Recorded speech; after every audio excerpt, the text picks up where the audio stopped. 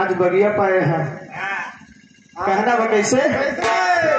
हे हर देखा अगर बाहर देखो तो भाई कोई ना नहीं खाना तो रहूँ नहीं खान हो जाए भैया। अच्छा तो भैया हम कोढ़िया गिरा गए का नहीं देखा वाले सब जाना था कौन मेरे भाव कैसे भवाते भाई सब देखता है आओ भैया है सुना हाँ बताई तब जानो कहना बा कैसे कहा किल्लते पते दिन काटिए भाई रहो धूप में सो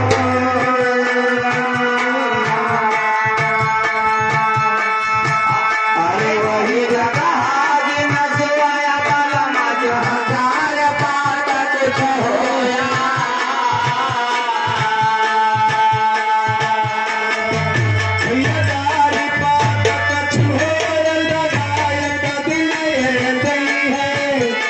Yeah.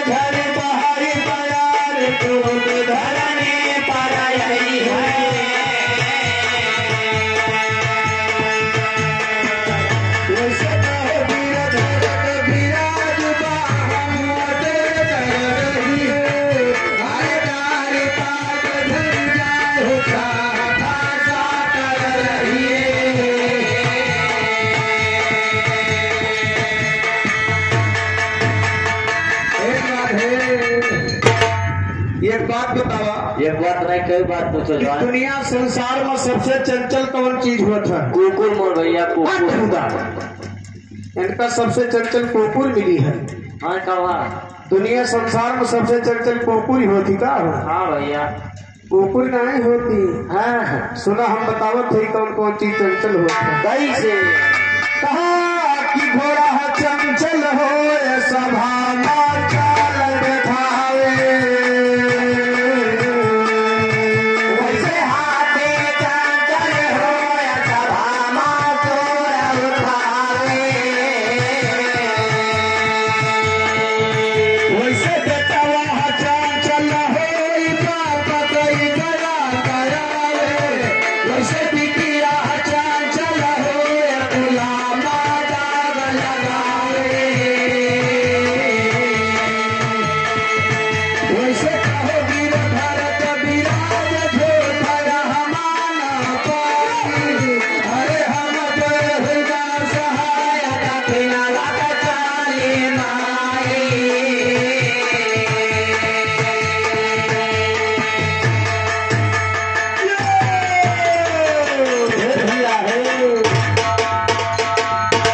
इस समाज संसार के बिगाड़े में जान है। ये गाँव जवार के जितना चौधरी भैया मोर भैया उन्हें सब मिल के जितना चौधरी हो के समाज बिगाड़े है। हाँ मोर भैया समाज बिगाड़े नहीं है, समाज बनाए हैं। तब तोहार नगारा बाजत बा ना, धीरे धीरे अपना बाजे जा मोर भैया भाई कुछ दिन के बाद। अब निक सुख बैठा है ना। अच्छा अब जहाँ खाट टाइम हुए हाँ वही मेरे चारों कोने 4 जने उधर 4 जने उधर 4 जने उधर 4 जने उधर अच्छा कहीं का वो कहीं का खावे नहीं करा काहे कबे वो हाथ पकड़ ले रहे ये काय अपने बूढ़ी गए। अरे बूढ़ा माई खटिया ला दिया है, हाथ पकड़ के उठा बैठा दिया तो तुम मंजन करवा दी है राजू। हाँ तो हमारा कौन है बाप? नहीं वो चौधरी में भैया ना। अच्छा हाँ तो अंदाजे करत है। बस बस देखा समाज बिगाड़े वाले पहले 3 जने रहे। 3 जने। हाँ हाँ महाभारत में शकुनी मामा। कौन? मकुनी मामा। मकुनी मामा नहीं तो हर मौसिया रहे। नहीं फुफ्फा लगा रामायण में नारद महाराज, आल्हा खंड में माहिल मामा, यही 3 समाज बिगाड़े। लेकिन इनके 3 जने के बजाय 3 जने और है। अब 3 जने के हुए सुना कैसे? कहा कि चूहा हला पेटार माँ बजनिया काटे लहर कटोरा,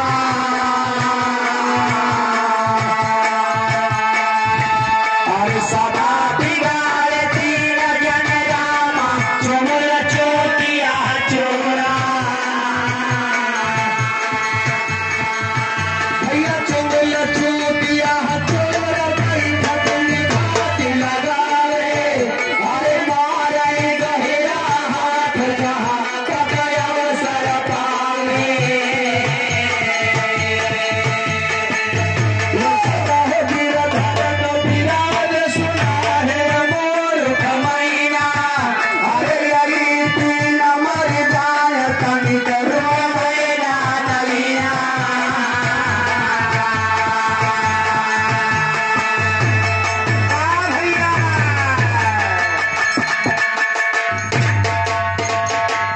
वाह भैया,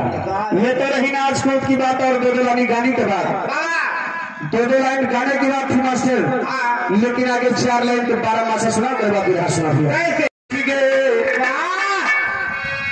मन पुलकित तन सूख गए धूप छाओं की मार, अन्नता से जीव जरी गवा पर ये कप चार, तो पर ये कप चारी हरा भी से तेरी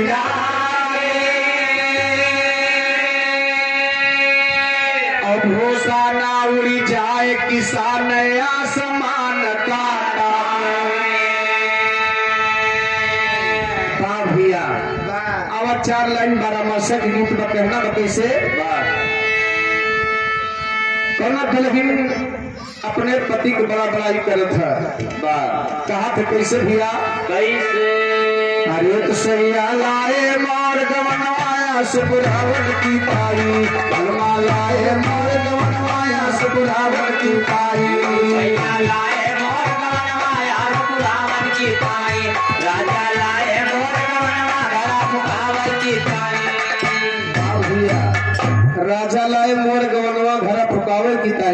बा ई बतावा जेके गवन आवत है ओके घर पर जात है। तू जानते है जैसे बने टाइम हो तैसे भर भर अलग हो जाता। अच्छा दादा माई जानत का कहते का कहा था? जा अपने माइक ले ले रहा भाई कुछ कहबो ना एक पेट्रोल कौन दे दे ब्याह करे बाकी बात सगरो काम मोबाइल से चलता है। ए भैया लेकिन पहला महीना स्टार्ट कहाँ से बा? बंदीदासपुर बारून बाजार जिला अयोध्या मढ़ा किनारे से। अच्छा हाँ कहना है अरे आए साल के महीना पानी बरसे रातों दिनवा कही आयो बातिया भवनवा हरा चलावन की ताई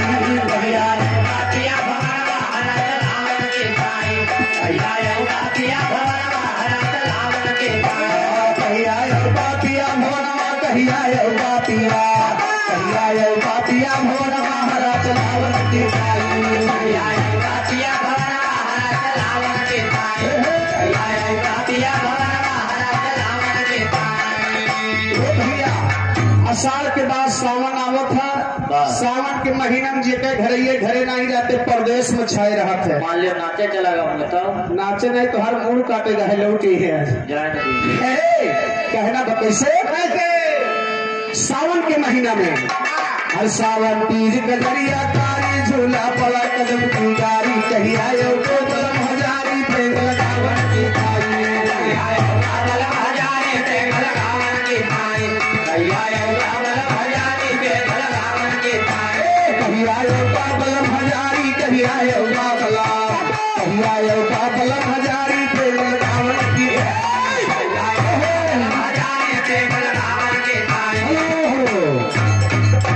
याद दिखाए दादाजी की तरफ से 20 रुपए सम्मान हाथी नमस्कार है। भादो के महीना में जब तगड़ी बरसात हो तो तब का कहाते भरे तीन जान थे भैया कहते अरे खटिया लेके बहरी जो ना दवाल गलती गिरे ना तो एक तरह दवा मर जाबो तो भी जाओ लेकिन बच जाओ। और कह के हिया तगड़ी बरसात हुआ था तो डर के मारा सब सेवाने महाका भाग लिए थे जहाँ पेड़ पालव न रहे सब नहीं केवल दो जने पूछो के केवल दो प्राणी बस दो प्राणी सेवाने महाका निकल जाए के रहने के चाहे जवन गति हो जाए जिम्मेदारी नहीं खेती रहे बहुत गल्ला पैदा हुए कहना कैसे हर भादव झने के बरसे पानी 24 घेल घटा घरानी चलिया भीगे चूनर धानी बदल खावन की चलिया भीगे चूनर धानी बदल खावन की ताई चलिया भीगे चूनर धानी बदल खावन की ताई चोली भीगे चूनर धानी चोली भीगे चूनर चोली भीगे चूनर धानी बदल खावन की ताई चोली भीगे चूनर धानी बदल खावन की ताई चलिया भीगे चूनर कुआर के महीना में जकरे मन सेधु के कंप्यूटर कमजोर रहा थोड़ा भैया तोरे ना हाँ जवान हम दूजने पागल तो भैया बाटे पागल है मोर भैया सभी नीक सुग और जाजिम दुबे खबर और तोरे मजगिरास काटा ताई लूके छटपट छटपट करता हूँ अपने साथे 4-5 जने कमाओ पेरता हूँ बार भैया है कुआर के महीने में कहना बा अरे अब तो लागल बा कुआर मतिया मारल पिया तोहार पिया सुनय नाय मोहार नाय समझावन की ताई पिया सुनय नाय मोहार नाय समझावन की ताई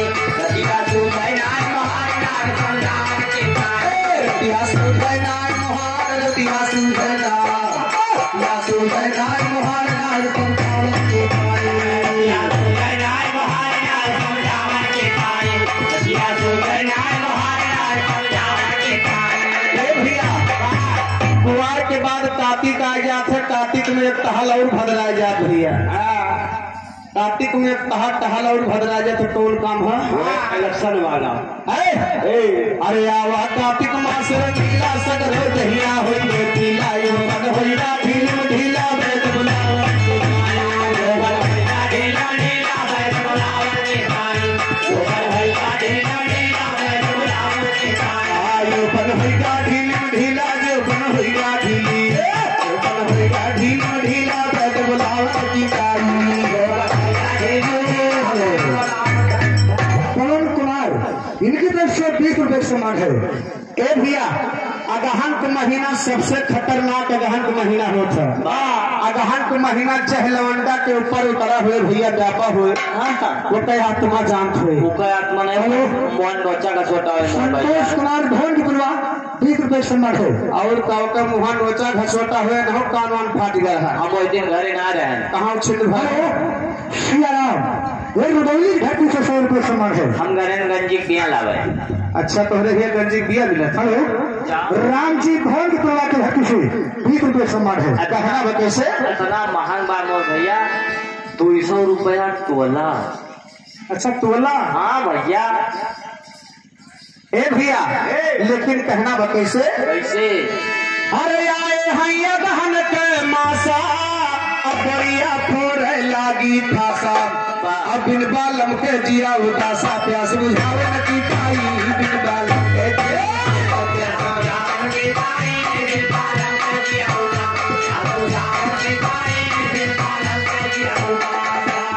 हर पोष के महीना आएगा पोष के महीना में ठंडी तगड़ी रहा था और जब करेरे ठंडी सतावत है तो याद के आवत है बाबा का बाबा की याद कहे आवत आज है बाबा हाँ बच्चा रजाई बनवाना है उनका वाला पूछो कहाँ है कहाँ का है 6-7 रोज हो गया नाचे कहाँ है इतना तेज लूप बात पता नहीं जिंदा है कहूँ रवाज मराई गई ना ये बहन जी धनंजय सिंह प्रधान ये रुदौली के धरती से 100 रुपए सम्मान है लेकिन पोष के महीना में कहना है पोष मा जाला ये फिक्स पावे बगलई देवरा घाट लगावे हम काफी पर महा बलावे बियाह कर पावत की ताई हम काफी पर महा बलावे बियाह कर पावत की ताई हम काफी पर महा बलावे बियाह कर पावत की ताई हम काफी पर महा बलावे हम काफी पर महा बलावे बियाह कर पावत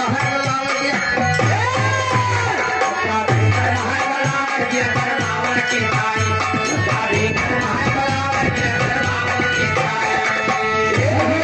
माता प्रसाद यादव छप्पनपुर की धरती से 50 रुपए सम्मान है अरे हर माघ का महीना आएगा माघ के महीना में कहना है कैसे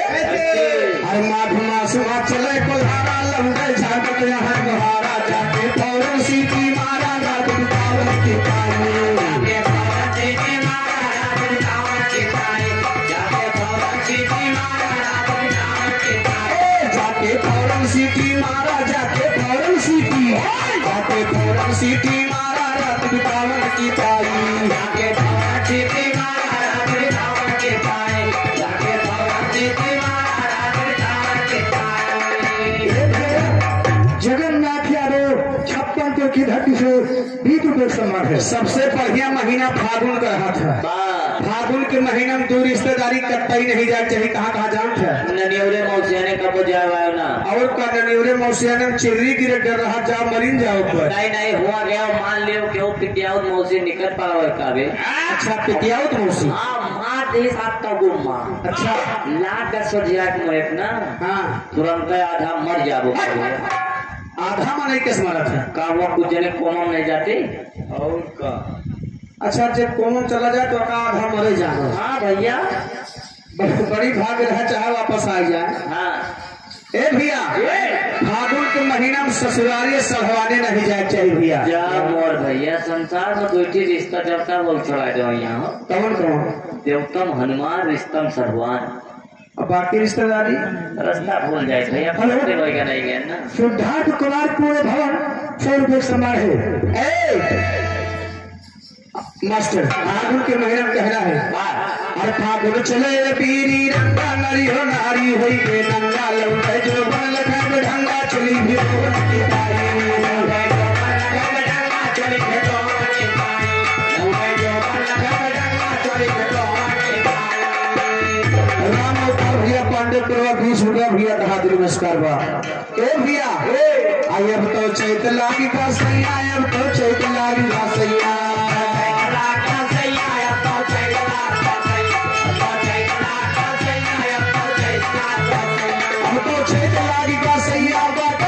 तुम्हारी पैया कहीं आए होगा तुम्हार कन्हैया से कन्हैया से कहीं आए होगा तुम्हार कन्हैया कहीं आए होगा तुम्हार कुंवर के भैया से बलकावन की राकेश कुमार का रुपये सम्मान है, दयाराम 20 रुपये सम्मान। ए भैया यहाँ बैसाख के महीना आएगा, बैसाख के महीना में जौन बढ़ो माघ पूस में लेके ठेकनी चलत लाठी लेके भैया और लगते बैसाख में ठेकनी ठहरिया दे डंडा कोना खड़ा कर देते तब तनियन होके चले लगे थे। अरे काहे ताजा शिव कुमार से ये रुबैली की घाटी से 50 रुपये सम्मान है। अरे आई बैसाखा हरियाली, आई बैसाखा हरियाली,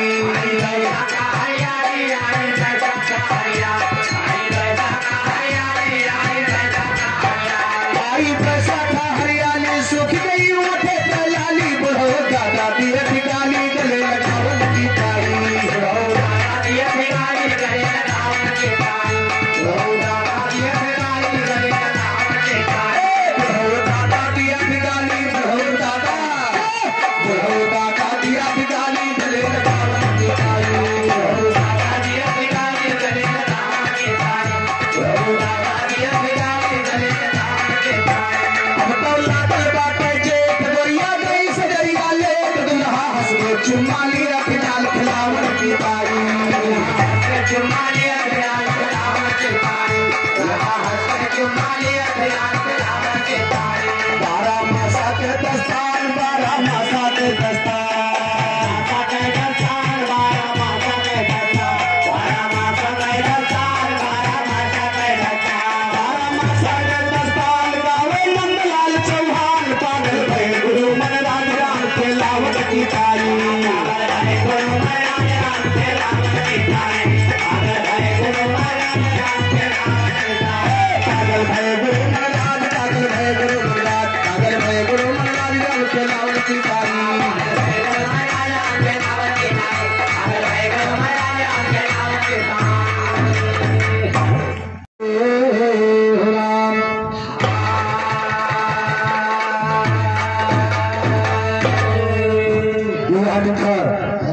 अब आगे कहानी है आया की शादी नैनागढ़ की लड़ाई कहना बा और कूपन बारी लौट के आए डल से सवाल बताए तो का सनवाया है बुलाए ओ सुन के बधू दल हुई गे तरी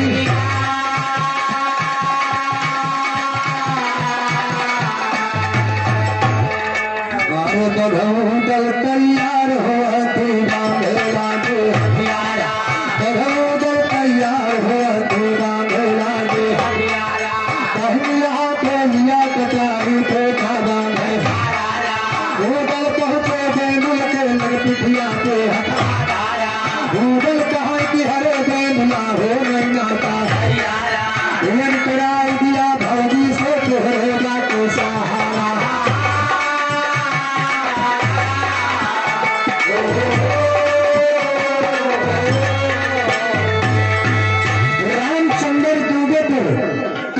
के पास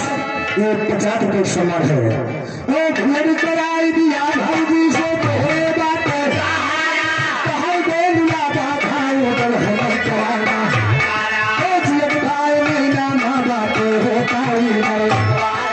बल के भैया थे आगे मर चले नहीं धोखा है जा तोहरे साथ समर घूम के उधर कहा तुहरे बेलुआ तुझ कर मारा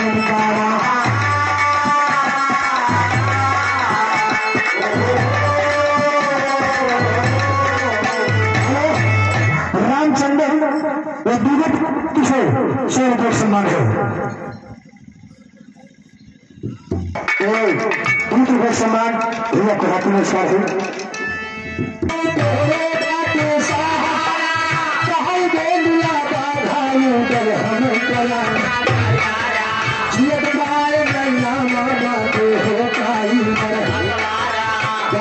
भैया के आगे मर चले नहीं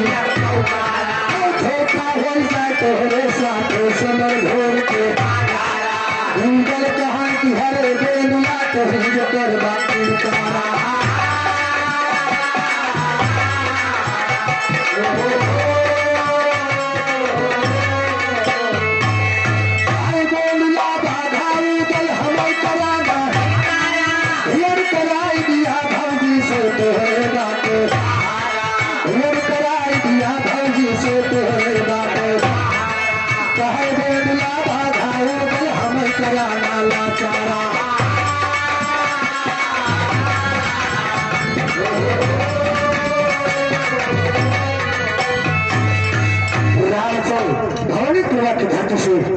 का सम्मान है।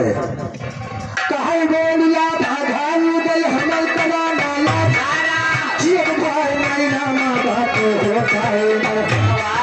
करके भैया के आगे मर चला नहीं धोखा हो जाते हो साथ समय हो उनकल कहा कि हरे प्रेम ना तो करवा करे से कर भवरिया नहीं ना रहते पंखा मोहना पोता दिए मेरे आगे शायर माँ थोड़ा लिखाई दिए फिर बन वही मलाएगा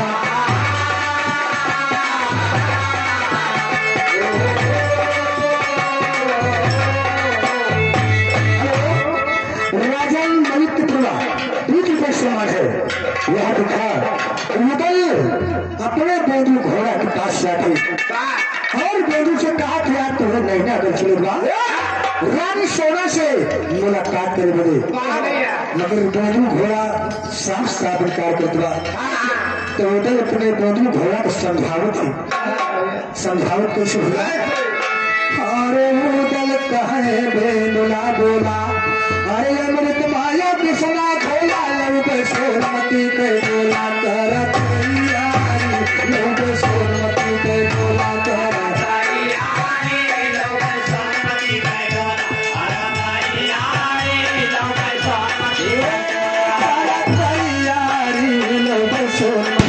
बोला कर तैयारी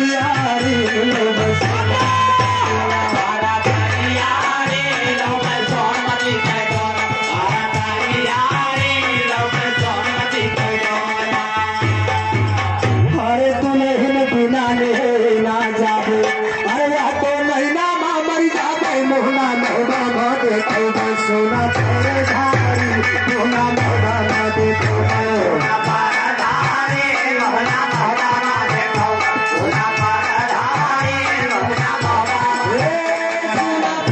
धारी मोहना मोहना ना देखो सोना तेरे धारी मोहना मोहना ना देखो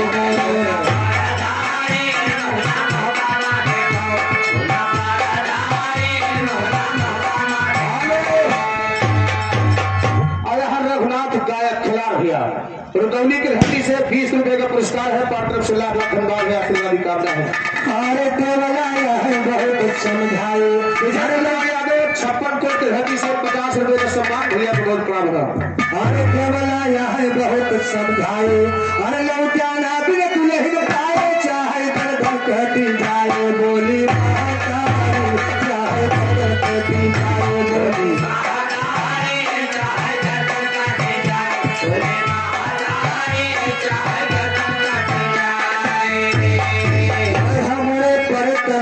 बचना तेरे बिना जाबना नहीं माया तो दिखाए मारी जागे तेरी यारी या तो दिखाए मारी हारी या तो दिखाए मारी मारी हारी या तो दिखाए मारी हरे हाथों में दुल हुआ तैयार हरे हाथों कला साफ निकाल दे बोला ललका सोना ललका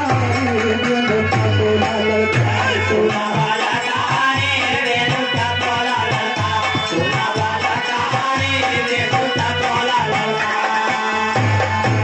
अरे उदल सुन के तोहरी बोली अरे आगत बासी ने माँ बोली तिल हमको ने कह होली लैला के मझारी तिल हमको ने कह होली लैला के मझारी तिल हमको ने कह होली लैला के मझारी तिल हमको ने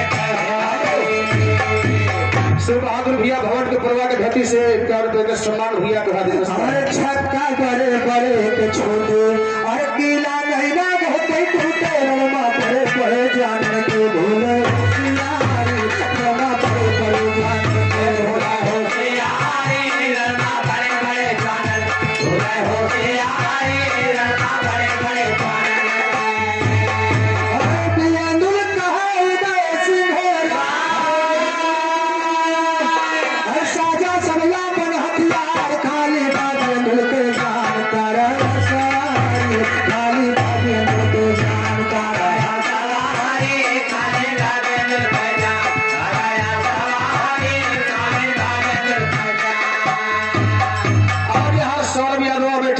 से 21 रुपए का सम्मान भैया तुम्हारा पुरस्कार है। और करा सवारी बाधा उदल हथियार हमारा, करा सवारी बाधा उदल हथियार चेहरा चौका बदल गल पैदिया देना कसम जीव दिए दिल के ऊपर टूट होइए उदल कालाई के दिए दिल से सरक चाहे तो पहुंचा कहीं ना जहाँ जहाँ भरल कहीं वाला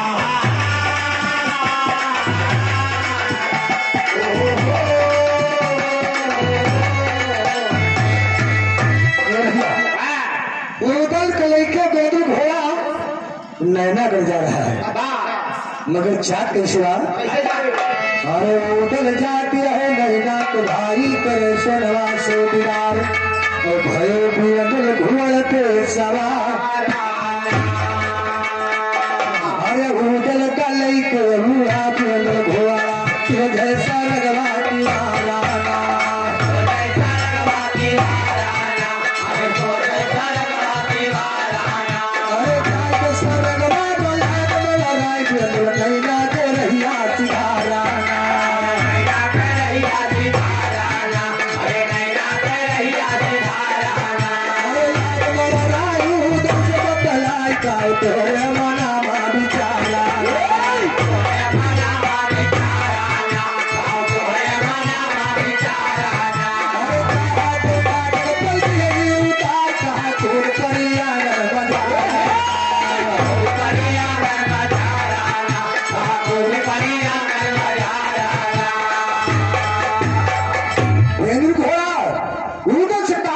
फाटक उतार दे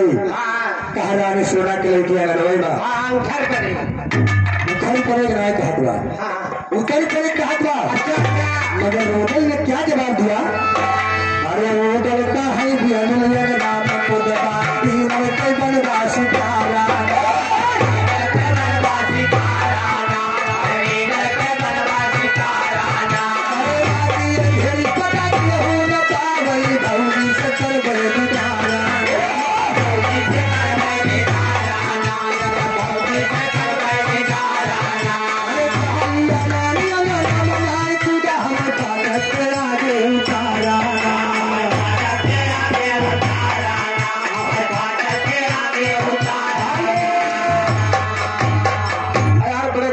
से 100 रुपए का सम्मान आया है भैया को बहुत बड़ा आशीर्वाद करता है। अरे लइके सरवा से दूध परा भी अंदर जाई के फाटक लोहारा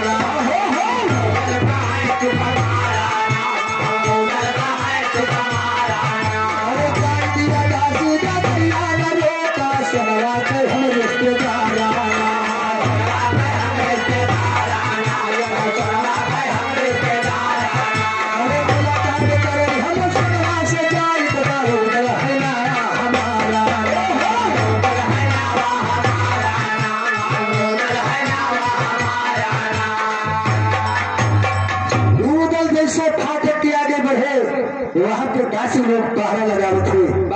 चारों तरफ से उधर के छेक खड़ी हो जाते तब देखा उधर वही जगह पर सखियों ने पूछ देते और खैने सलीना मोहरिया निकार उधर सखियों के दिए बुहारा अपनी थैली से सोने के मोहर निकाल के एक सखी के 5 मोहर पकड़ा गए। कहो कैसे लेके गई ही मोहरवा फर्क बात नहीं बा सोने के मोहर। अच्छा पीस के पी जाए तो हाँ मोहरिया। हाँ भैया पीस के पी ले ना पेटे की जितनी बीमारी हो खत्म। हाँ सोच न बने वहाँ गए चौक से भाले से निकल गए बेवरिया हो देवरिया लेकिन कहना अरे खुशी भाई दासी छुआ दिए रहिया ऊपर चला के भिखारा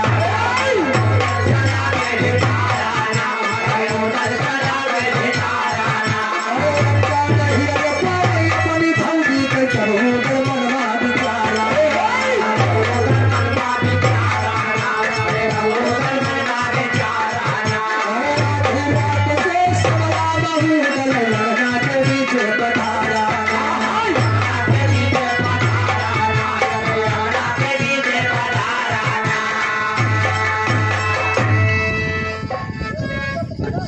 सोना के कदम पहुंचा है अपना में खड़े खड़े सोचे थे न जाने टाइम को ठंड में हमारे फौजी सोए थे रानी सोना के बजाय अगर दोसर के मिल जाए तो इतनी मार पड़े यहाँ तो को हर कर जाना था तो कभी से को लिखना पड़ा हरे राम याधीरतिया भैया याधीरतिया अरे पहुंचे गवरा के लाला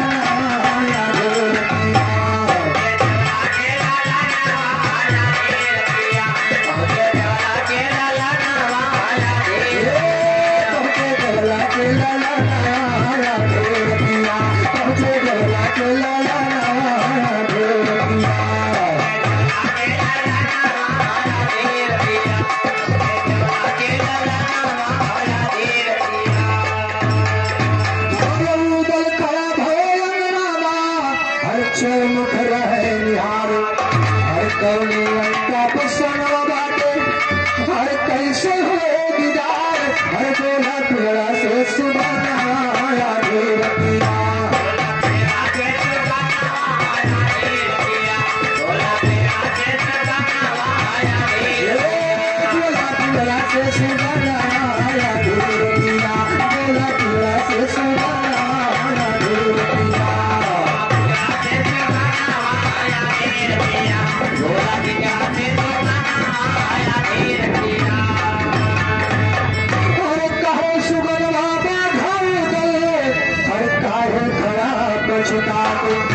सामने सोनवा बाटे और जाइया बतलाए कैला भौरी से मिलाना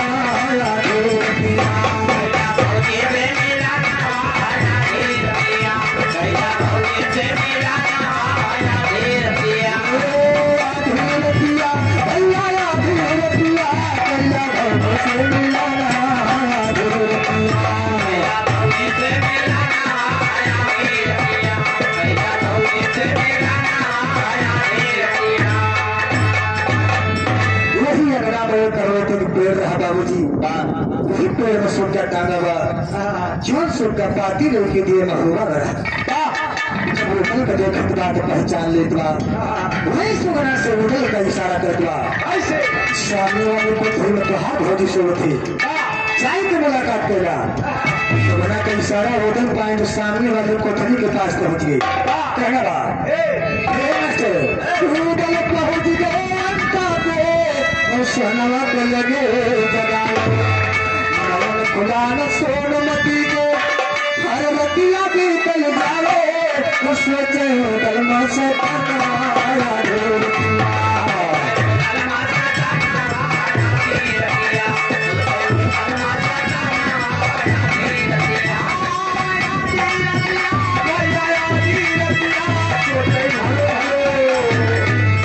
यार हमारे जगन्नाथ भैया टिकरा के धरती से 50 रुपए का पुरस्कार है पात्र सुलागा धन्यवाद है आशीर्वाद की कामना है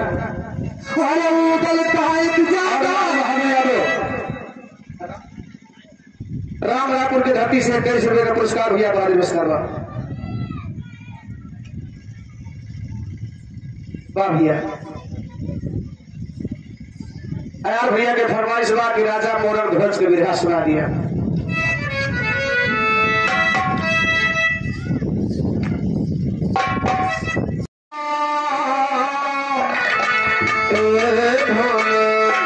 जोगिया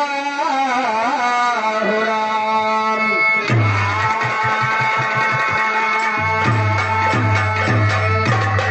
यार हमारे भैया के सलाम उसी गांव के धरती से 51 रुपये का पुरस्कार भैया को हाथ नमस्कार है। यार भैया हमारे टिकरा वाले कहे कि कम 2-4 लाइन वैसे सुना दे तो बाबा कहना है मास्टर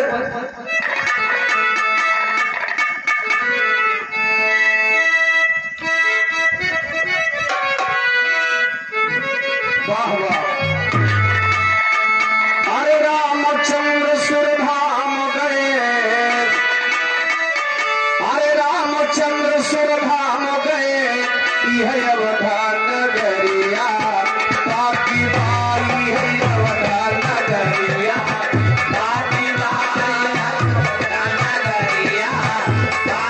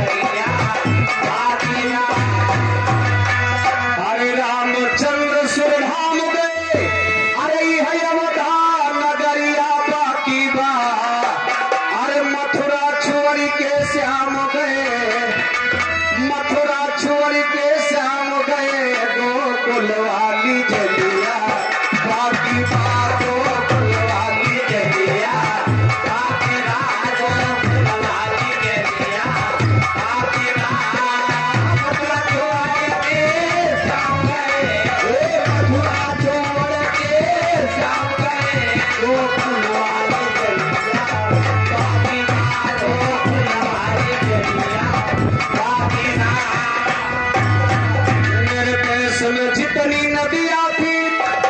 अरे करीब सब ही शादी हो गई ले। मेरे देश में जितनी नदियां थी करीब सब ही शादी हो गई ले। अरे गंगा का शादी हो गई ले, अरे गंगा का शादी हो गई ले। जमुना का भंवरिया बाकी बात जमुना का भंवरिया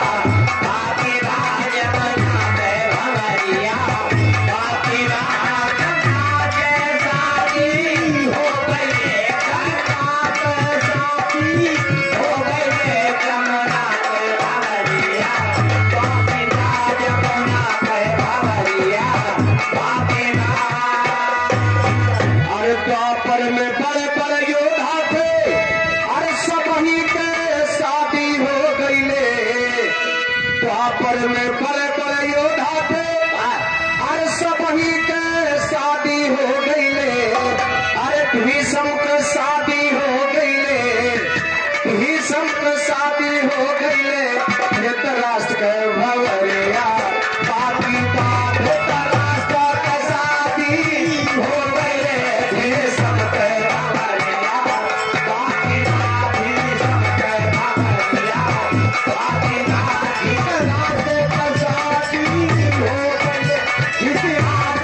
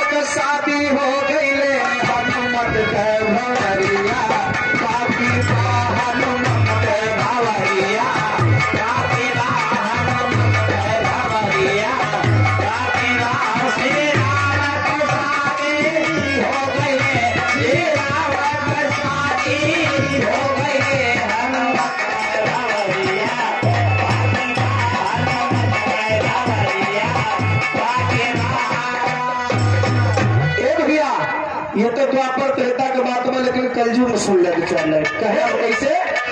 हर मेरे देश में जितने राष्ट्रपति थे सभी के शादी हो गई ले अरे राजेंद्र का शादी हो गई ले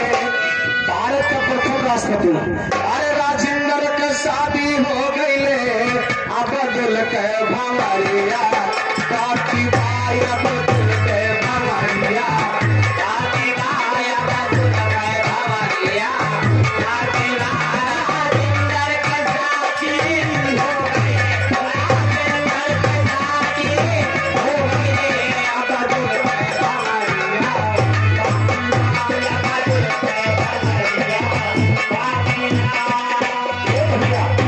राष्ट्रपति से छोटा प्रधानमंत्री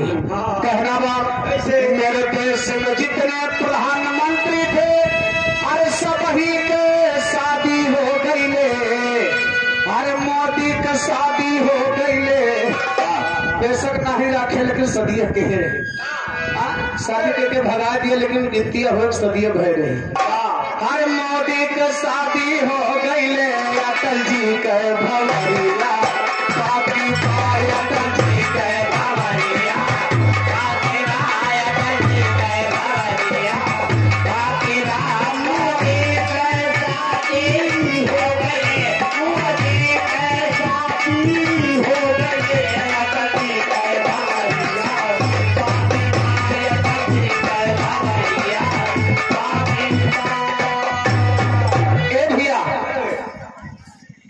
तो यही के रहने वाले 51 रुपए 100 रुपए का सम्मान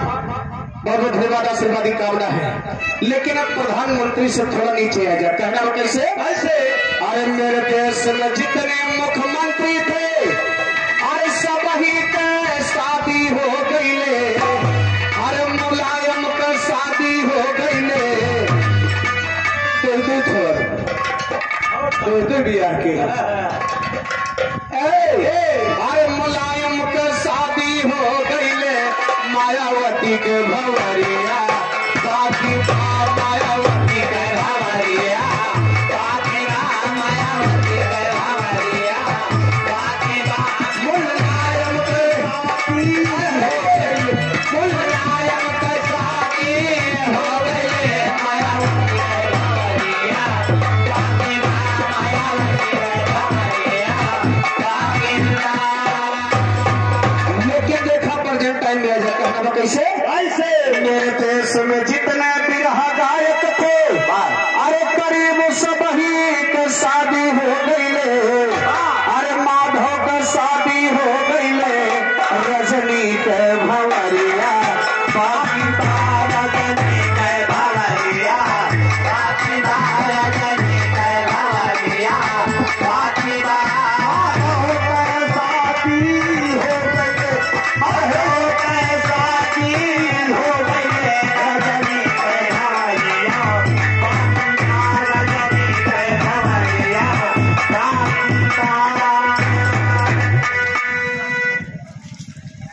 ₹10 का पुरस्कार यार देखा माता जी की तरफ से 20 रुपया गुप्त दान आवत बा तरफ से लाख लाख धन्यवाद है आशीर्वाद की कामना है यार भैया हमने एक फरमाइश किया है कि मरण ध्वज को विवाह सुना रहा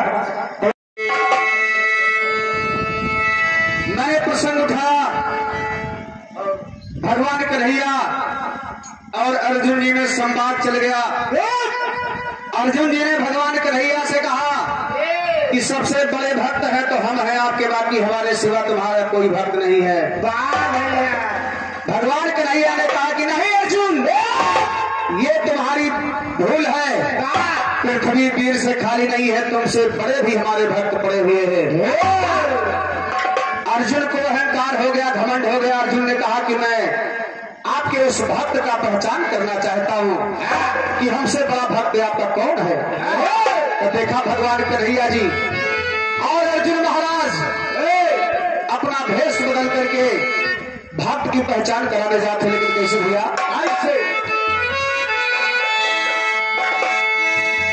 अर्जुन श्री किशन भगवान और अर्जुन श्री किशन भगवान अगले मोरन ध्वज के मकान परीक्षा लेने के लिए काले भवन परीक्षा लेने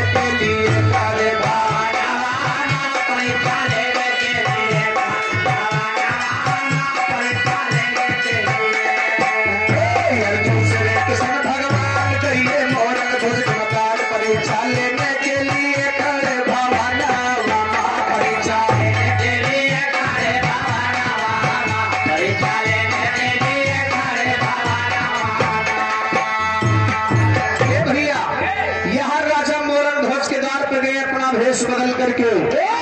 मोरंग ध्वज के द्वार पर पहुंचत है, लेकिन कहना बा कैसे कि अर्जुन श्री कृष्ण भगवान कैले मोरंग ध्वज के मकान परीक्षा लेने के लिए खड़े भागवान।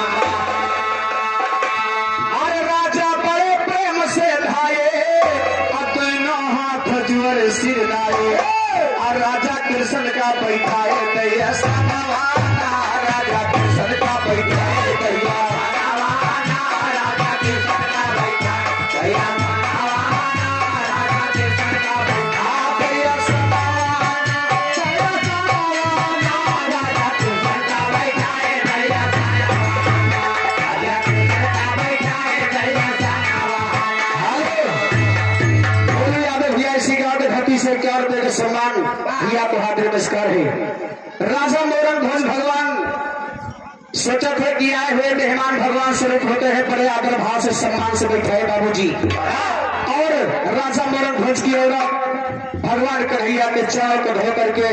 अपने महलों में छिड़काव कर रही है कि आए हुए मेहमान भगवान होते हैं। लेकिन कहना बताइए से अरे रानी हरि के चरण पखारे अपने महलों के मझारे, अक्षर के कोठा वाया तारी लैया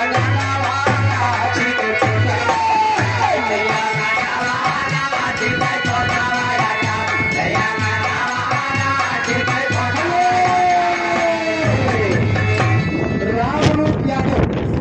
के समान है। ए भैया भगवान कन्हैया का चरण हो करके अपने महल में छिड़काव कर रही है, आकर सम्मान से बैठा है बाबूजी। जलपान हो गया, जलपान होने के बाद भगवान कन्हैया जी राजा मोरंग ध्वज से कहा थे कैसे और बोले श्री कृष्ण सैलानी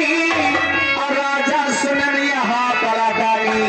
और दानी दैना डारा हमार मामा दानी दैना डारा हमार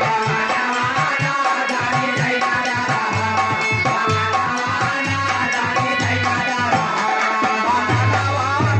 दानी दैना डारा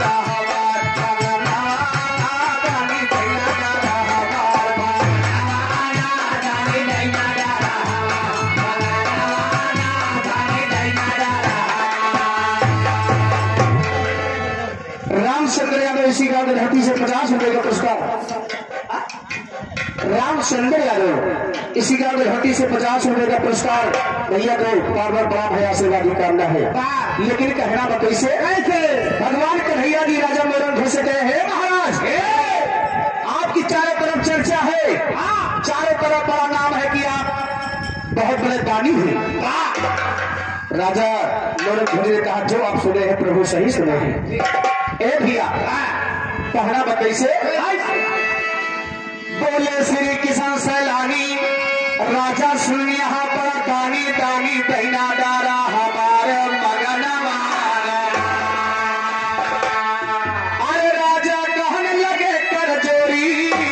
मांगा नाथ कराना देरी कौन ढंग से दिल खाता जाए बचना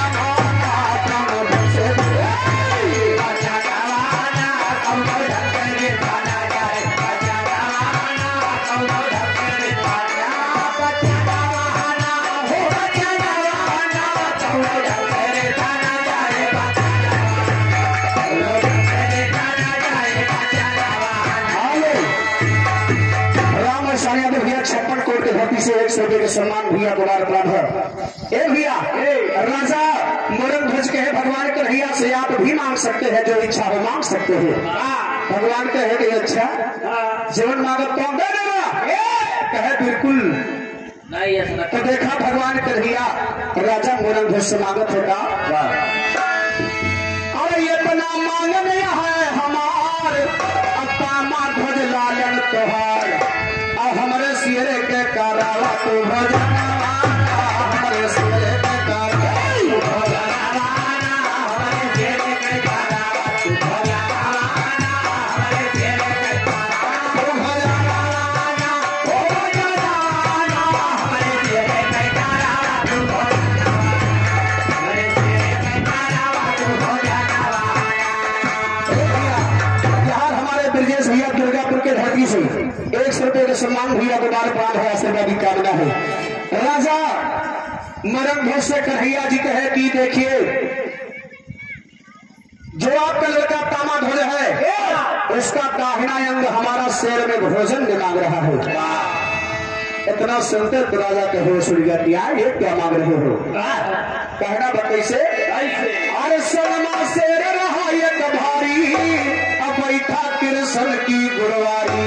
अब काजी दहिना भूजाई मांगई भोजन काजी दहिना भूजाई मांगई भोजन काजी दहिना भूजाई भोजन काजी दहिना भूजाई काजी दहिना भूजाई मांगई भोजन काजी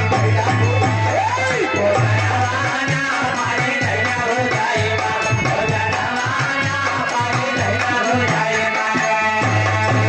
भगवान कन्हैया जी एक शेर ले गए। राजा मोरन भोज से कहे कि जो तुहार लड़का दामाद भोजबा वकर दाहिना अंग हमारा शेर भोजन में मांग रहा है। राजा मोरन भोज कहे महाराज अगर तुम्हारी है इच्छा बा तो चला ये भी आपका मांगन मुझे स्वीकार है। भगवान कन्हैया कहे स्वीकार कैली है लेकिन एक शर्त और बा। कौन शर्त बा? अरे ये तो बूंद गिरे जो आंसू अल्लाही से रखाएगा मासू आ जाए बेटा वा नसाए इधर आ जाए बेटा वा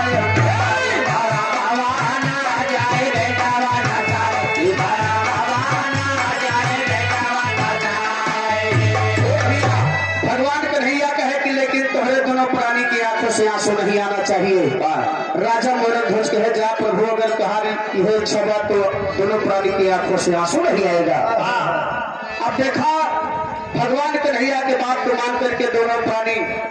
लड़का को बीच में रखते खड़ा खड़ा चीरत नारा चलावा बाबू जी। लेकिन कहना बता से अरे राजा रानी लेके यारा बेटवा चीरी के तू कई नारा झट देगा सिर यहारा भाषा झट देगा सिर यहारा भाषा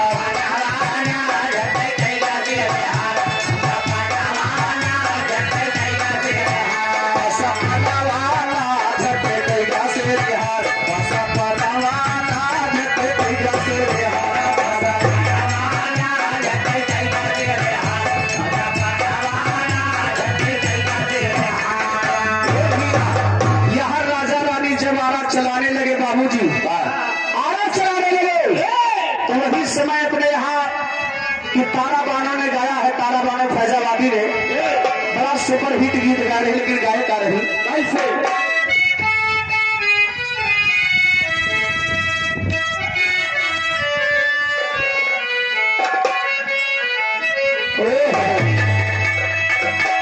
अरे यार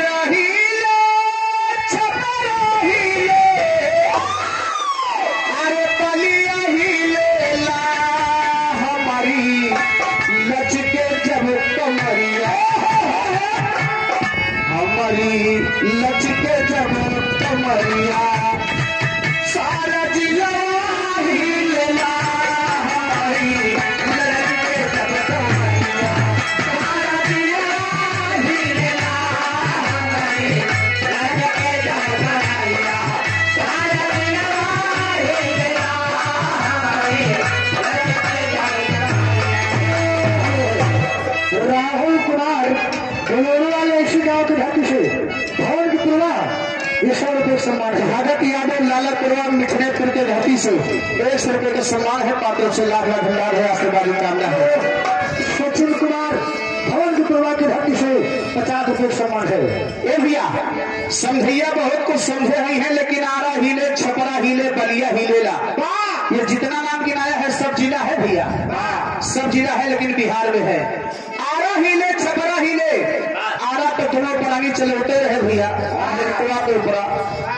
आरा तो हिल रहा छपरा हिले लड़का के मस्तक पे जो ताज बंधा हुआ था छपरा हिलेला अब बलिया हिलेला। आरा जिला मिलेगा छपरा जिला मिलेगा बलिया जिला मिलेगा। एक बाली कहात है अवधी भाषा में भोजपुरी में जब कनाव कहला जाता बाली कहात है तो ऐसे लहाज बलिया हमारे का बलिया न लेबर लेकिन छुट्टी पा दियो बाबूजी आदित्य कुमार यादव रानिया की घाटी से 100 रुपए समान है। आरा जब कान तक आया तो कान का कुंडल हिलने लगा, बाली हिलने लगी और हमारी लचके जब कमरिया, राजा रानी जब कमर को झुका करके आरा चलाने लगे तो पूरी पृथ्वी डगमगाने लगी। बाबूजी वही लिखे हैं, अरे हमारी लचके जब कमरिया सारा जिला हिलला, हमारी लचके जब कमरिया सारा जिला हिलला, हमारी लचके जब कमरिया सारा जिला हिलला, हमारी लचके जब कमरिया। ए भैया मोरंग ध्वज को खड़ा खड़ा काट के दाहिना अंग भोजन में दे दिए बाबूजी। हर राजा मोरंग ध्वज की औरत भोजन बना रही है। कहना तो कैसे कैसे, अरे रानी भोजन की तैयार, अब जेवई का बैठे करतार, अब पूछे बार बार कहा बललना, पूछे बार बार कहा बललना, पूछे बार बार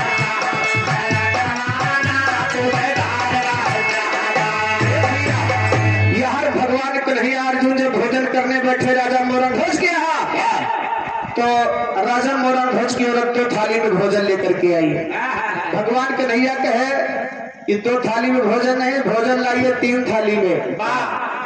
राजा मोरंग ध्वज ने कहा कि प्रभु ये बताओ तीसरी थाली में भोजन कौन करेगा? आप आए यहाँ हमारे यहाँ 2 मेहमान, तीसरी थाली में कौन खाएगा? भगवान कन्हैया ने कहा इसमें तुम्हारा लड़का तामाध्वज खाएगा। इतना सुनते तो राजा मोरंग ध्वज कलेजा पिघल गया कि जेका अपने हथवे से काट के शेर के खवा दे, अब कहा था मत तुम्हारा लड़का तामाध्वज खाए। कहना बा कैसे, अरे राजा कहने लगे सिरनाई, अब तोहरे शेर के दिहन खवाई, अब दिहा हम का बनाई बेसारा मवाना, दिहा हम का बनाई बेसारा मवाना, दिहा हम का बनाई बेसारा मवाना, दिहा हम का बनाई। अरे कृष्ण कहा पाती न बनावा, अजाई के लालन का लैयावा, मुझसे झूठ मत बोलो, तुम्हारा लड़का कहाँ गया? राजा मोरंग ध्वज कहे एकदम पगले ना बना दियो, अपने आदेश की हो, अब आपके आदेश के पालन के है, उल्टे चूतिया बनावता है वही के। भगवान कन्हैया कहे देखिए मुझे बेवकूफ मत बनाइए, जाकर के अपने लड़के को लाइए, लड़के को बुलाइए वरना मैं भोजन नहीं करूंगा, और जब तक तुम्हारा लड़का आएगा नहीं तब तक मैं भोजन नहीं करूंगा। अब मामला बड़ा पेचीदा फंस गया। भगवान कन्हैया राजा मोरंग ध्वज से कहेगा, अरे कृष्ण कहे पाती ना बनावा, अजाई के लालन का लैयावा, अजाए द्वारे पे गोहरावा लेके अजाए द्वारे पे गोहरावा लेके, अजाए द्वारे पे गोहरावा लेके, अजाए द्वारे पे गोहरावा अजाए द्वारे पे गोहरावा लेके, अजाए द्वारे पे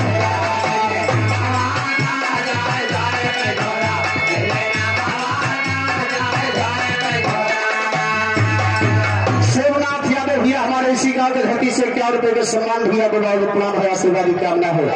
ए भैया राजा मोरंग ध्वज से कहे कि जाए अपने द्वारे पर से लड़का का नाम लेके दोहरावा। अच्छा ये बड़ा अचंभव बात बा जो दुनिया छोड़ दे हो के नाम लेके दोहरावा, भैया फलाने भैया चलाओ हो जहां हो, लेकिन नहीं, भगवान कन्हैया की माया है। राजा को मजबूर हो गए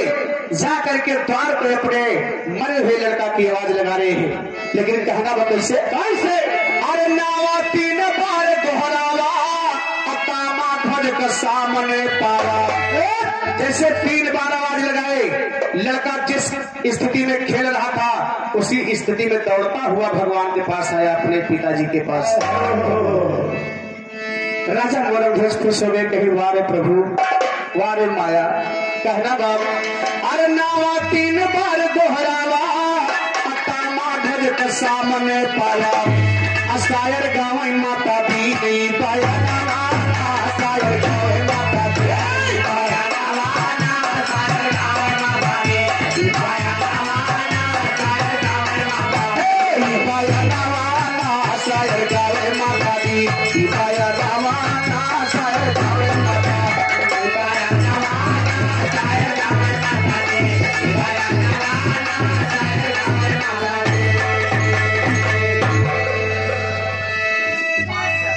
एक शब्द के समान और एक बार हुआ आशीर्वाद की कामना है।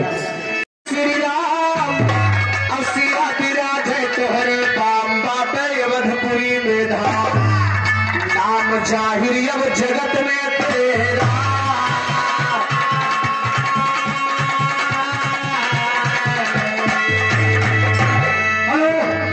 ननकऊ साई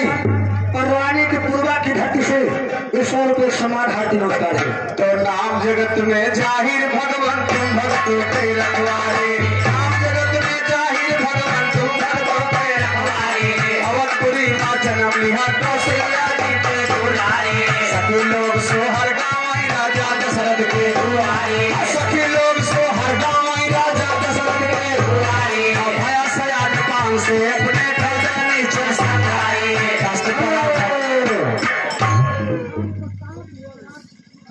राम प्रताप पराग के पूर्वा की धरती से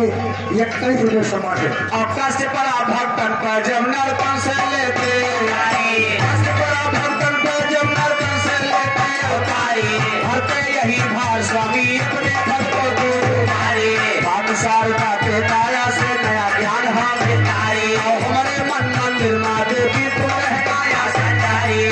नियम से पूजा करता तेरा साधु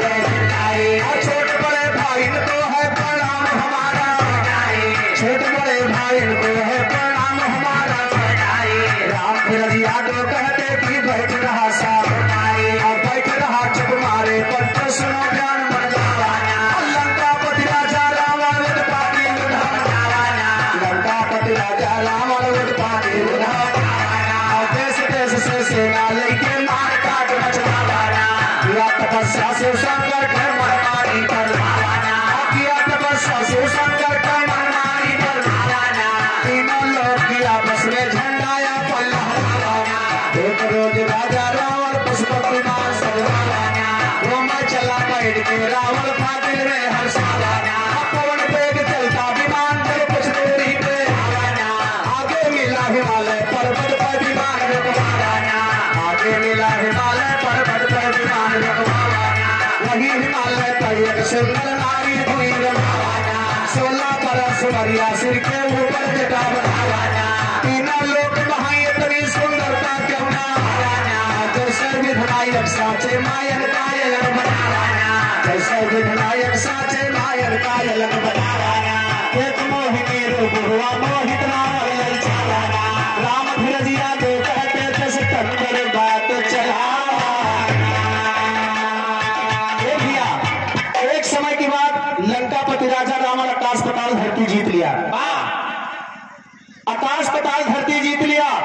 शंकर जी से जबरदस्ती वरदान ले लिया। रावण को अहंकार हो गया कि मुझे मारने वाला कोई नहीं है। तो भैया जेकरे अंदर अहंकार बस जाता तो अहंकार जो रोज बस गया वही रोज विनाश का काम शुरू हो गया था, खत्म। वही दिन से समय आ जा तो भैया अहंकार भगवान आहार होता है, अहंकार भगवान के आहार होता है बाबूजी। वैसे रावण जब तीनों लोग जीत लिया तो बोला जब तीनों लोग के मालिक हम हो गए, हमसे बड़ा कोई नहीं है। इसी खुशी में अपने पुष्पक विमान पे बैठा और हिमालय पर्वत की तरफ सैर करने निकल गया बाबूजी। और हिमालय पर्वत पे जैसे पहुंचा वही हिमालय पर्वत पे एक 16 साल की कन्या तपस्या कर रही है। कन्या? हाँ। ये कौन चीज है? कन्या माने लकड़ी यार। लकड़ी नहीं चाहिए हुआ था। इधर जने पढ़ा लिखा शिक्षित है। हाँ हाँ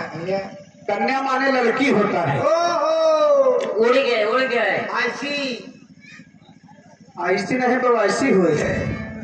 इसको भैया। कन्या बड़ी खूबसूरत है, गोरे गोरे गाल रहे, काले काले बाल रहे, भूली भूली आंख रही। और का मतलब लोटा देखिए रहा समोरी आना में साथ खेल रहा है। बाबूजी कन्या तपस्या कर रही है, पर्वत कन्या अकेली है। रावण इधर उधर देखा कि कोई आगे पीछे नहीं दिख रहा है। ये कन्या अकेली यहाँ पर तपस्या कर रही है। चल के पूछते हैं क्या कारण है। इतनी तगड़ी धूप होती है, बेचारों बैठ के तपस्या करते हैं। रावण वह कन्या के पास गया, बाबूजी बोला थे लेकिन कहा थे का अरे सुना पतिया हमारे सुना बतिया हमार दिल जनियाना सुना बतिया हमार दिल जनियाना सुना बतिया हमार दिल जनियाना सुना बतिया अरे प्यारी जोगवा रमावा अब तू खैया तना उठावा अब काहे बना में जलावा तू बदनियाना काहे बना में जलावा तू बदनियाना काहे बना में जलावा तू बदनियाना काहे बना में जलावा। रावण वह कन्या के ऊपर त्रास खा गया और बोला कि तुम यहाँ पर इतनी तगड़ी धूप हो रही है, यह तगड़ी धूप में तपस्या करे बैठी, यहाँ सुंदर सुंदर चेहरा बा गुलाब के फूल जैसे, और तू धूपवा में जात डालत यहाँ का पैबू कहना बा कैसे कैसे। अरे बैठ जोगवा रमाए और यही बनवा में आए, और तुमका ही नाही सुहाए प्यारी दुनिया ना तुमका ही नाही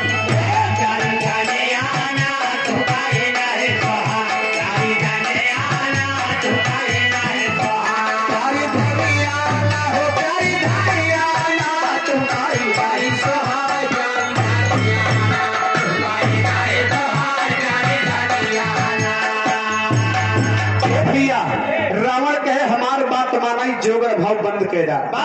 तोहरे ऊपर हमें बड़ी दया आवत हुआ है। अरे सुंदर मुखड़ा पाए तुम्हारा जैसे झलकत है सितारा, और विधि सचवे मधारा तुम्हारा विधि सचवे मधारा तुम्हारा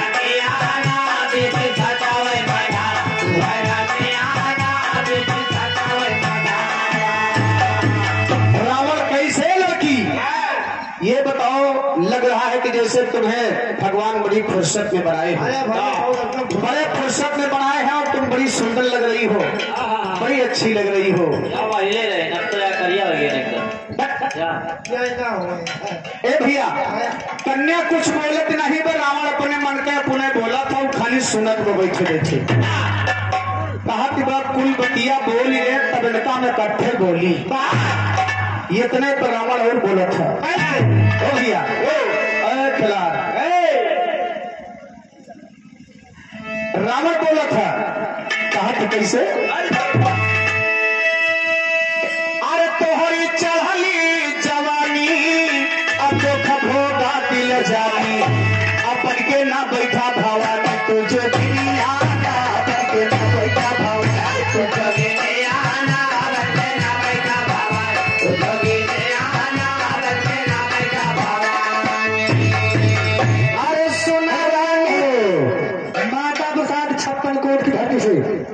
सम्मान है।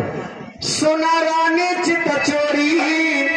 वही पायु मरिया राम उदरा की धरती से 50 रुपये सम्मान है। और सोना रानी चित चोरी वही पायु मरिया हरि राम यादव पूरे मलिकपुरमा की धरती से 50 रुपये सम्मान है। अब गोरी कैसे बीते पगड़ी जवानी आना गोरी कैसे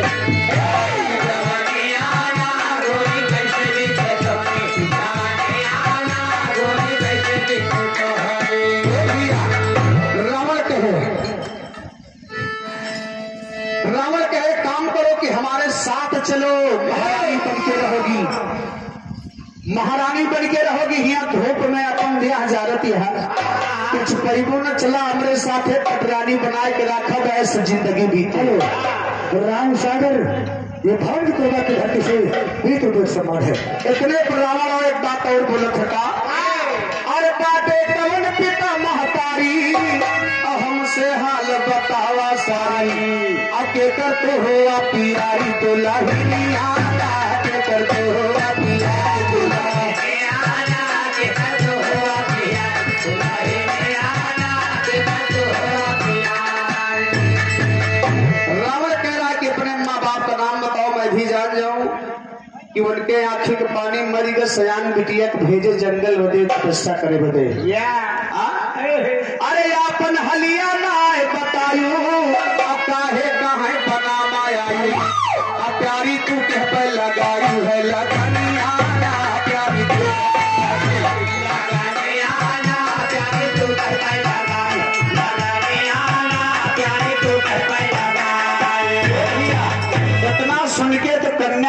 जरके अंगार हुई है कहा तो मने जो सीधा हो तो एक दुदाई बोलत ही लेकिन जवन बोलत ही एकदम बिख बोलत ही चाहे जो बोलो दिखाई बोली है भैया हाथ मुड़ता उठ के भाग जाए ना पूछो जब अति हुईगा कन्या तब रावण से कहे है अरे सुन के रावण की जुबान देवी करती है बयान और इस दिन हम करती भगवान की भजन इस दिन हम करती भगवान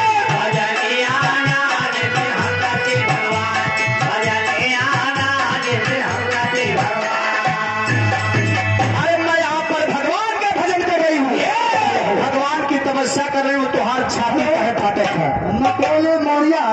रुदौली की धरती से 50 रुपए सम्मान तुहार छाती का है फाटक बा तू जहाँ जाते है जा हमका परेशान न करा और हमारे सुंदरता को बदल कर कहा तो हमारी बात सुना अरे पाए सुरतिया या लेसान तीनों लोगवा के दरमियान आइए तो रही न हमारी खान पीछे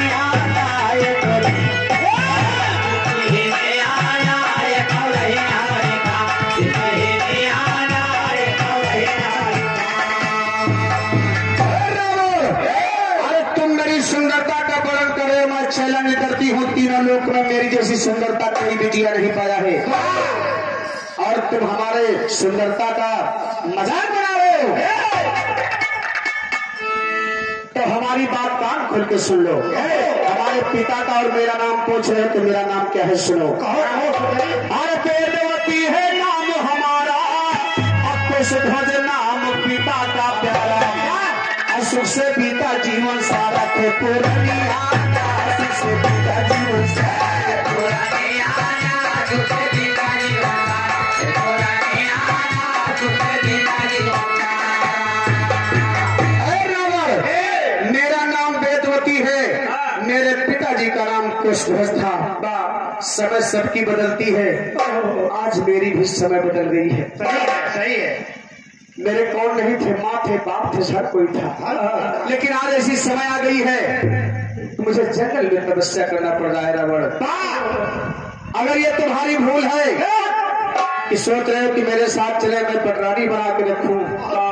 ये कब भुला जा हर की नहीं हो जा सकता कैस मेरी बात सुनो हरे राजा दूर दूर से आते और हमारे पिता से बात चलाते शादी की ताई लगाते हुए जतनिया शादी की ताई लगाते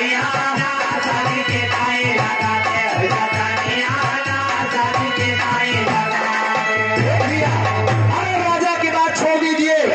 के गांव की बात सुनिए तोहरे जैसन 72 राजा आए हमारे बाप के तेल लगाए तेल लगे चिरौरी करे ना जो काम आ तेल लगवा होता जो ना कीजिए किसी जब तक भाई ना खाओ होता है बस बंद कर दिया अच्छा तेल लगा हुआ और कब भैया ना कहा तक बिनती रिक्वेस्ट के है वो तेल लगवा हुआ है भैया कहा चुका अच्छा हाँ का यार तेल लगवा होता मन क्या नहीं ए भैया जब सुन लेते हो राजा दूर दूर से आते हमारे पिता से बात चलाते शादी की ताई लगाते वह जतनिया अरे आप राजा की बात छोड़ो देवताओं की बात सुनिए अरे देवता स्वर्ग लोक से आए शादी खातिर जोर लगाए अब पिता ना शादी रचाए कौन पिता ना शादी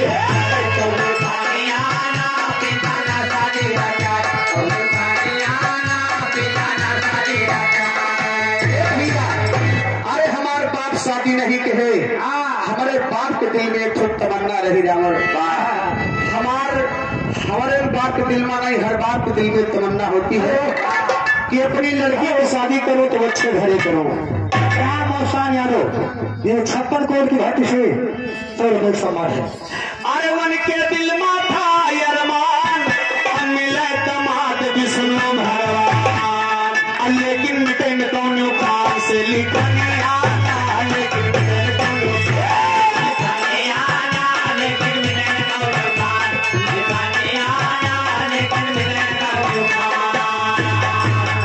शायरी आज सब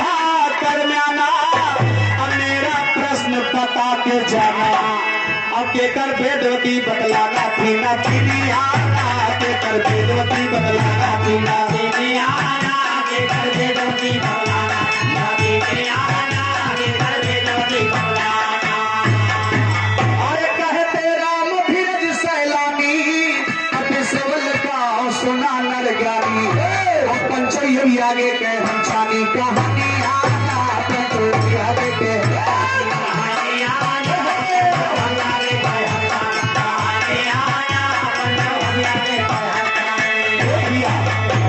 कहानी पंच सुना ध्यान दे के भाई जानी कहानी पंच सुना ध्यान दे के भाई वेदवती कहती रवंश बात हमारी बड़े बड़े राजा आए वही चला गए हैं जवन तमन्ना रही पिता का रूह बोलना जवन तमन्ना रही पिता का रूह बोलना एक साचा रावण हमारे घर पहुंचा जाए घरा माँ पिता का हमारे मोड़ी दीना जाए घरा माँ पिता का हमारे मोड़ी दीना रोए रोती रोस रोए रही आखिर महाचितायक सुंदर मात हमारी आखिर महाचितायक सुंदर मात हमारी पिता के साथ पति भैया स्वर्ग लोग पिता के साथ सती भैया स्वर्ग लोग पिता सुर लोग गए हम यह बनवा जवन तमन्ना रहे पिता का पूर्ण करो जवन तमन्ना रहे पिता का पूर्ण करो हम गुरु सहदेव चेला कहता हाल की हम सब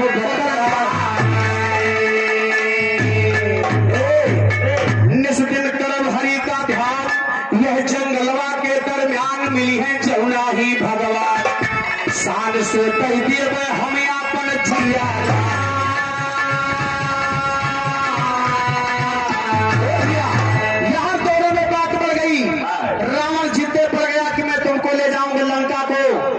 वेदवती कहे कि न जाब रावण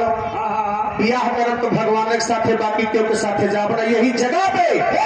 मैं तपस्या करते करते मर जाऊंगी लेकिन कहीं जाऊंगी नहीं। नहीं देखिए ना मेरे मोर भैया यहाँ मर जाओ ना राशन बना भैया को जन्म कहीं है तो वही वैसे जा रही है मोर भैया हाथ जोड़ी है तो हम मरता नहीं कहत बाटे हाँ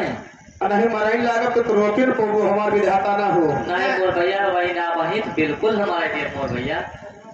अच्छा हाँ पन्नो हमारे लगा हुआ है सहलकिया तो हो ही नहीं बार भैया हाँ ए भैया लेकिन देखा है हर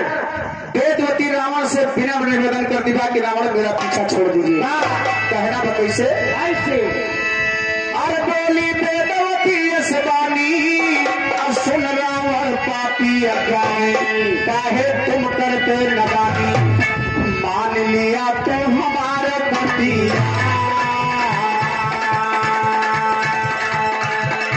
तो बात हमारी मान लिया रावण तुमका समझो हमारी मान लिया रावण तुमका समझो जगतपति के चरणों में से अपन शीशा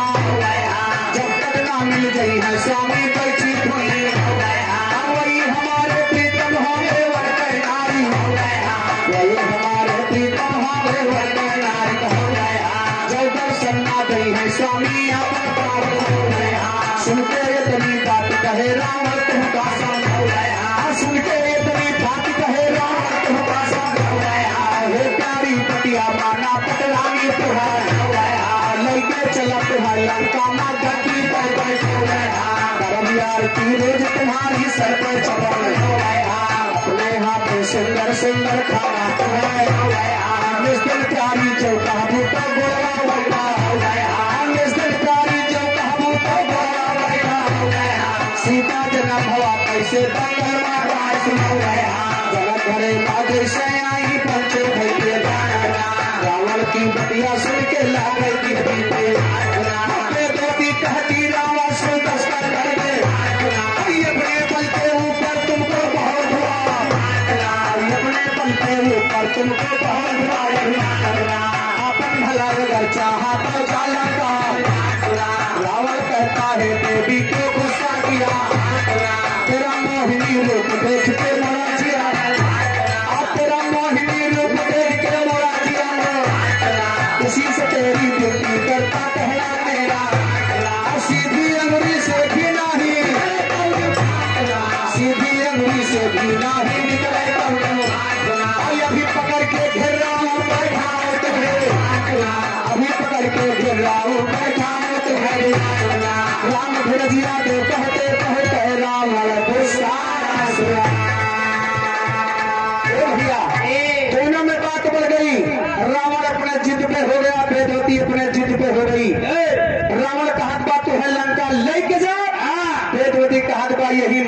प्यार लेकिन जाब ना। देखा केहू को अगर प्यार से समझावा तो प्यार की भाषा नहीं समझ में आओ तो मन का तो प्यार से न समझिए। अब इसका दूसरे में समझावे पड़े तो इसे रावण प्यार से समझाए भैया, रावण प्यार से समझाए, बेदती के नहीं समझ में आ तब रावण क्रोध में आ गया। क्रोध में आकर के बेदती से कहा तो लगे, कहा तो कैसे, अरे काहे ना मान्यू हमार ये ललचुआवा था पिया था धरे हूँ का देखा देखा था अरे काहे ना मान्यू हमार प्यारी सुरेश कुमार मौर्या भुटोली घाटी से 20 रुपये सम्मान है। अरे काहे ना मान्यू याद रखे बाबा जी तो से 20 रुपये सम्मान भारती पुरस्कार। अरे काहे ना मान्यू हमार प्यारी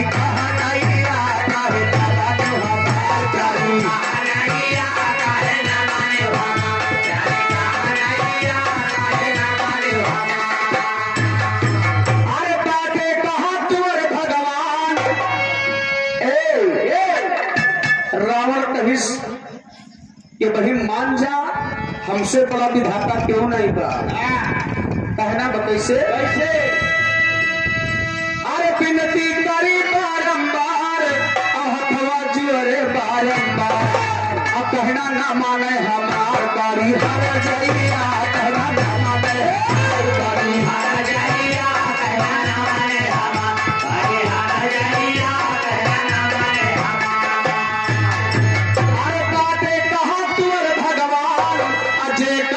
करती बखान अपने भगवान भगवान तपस्या करते भैया अब्बा बनिया मार डाल नचे बहुत होई गएगा डाल बस मैं जो भाई तो अब्बा ना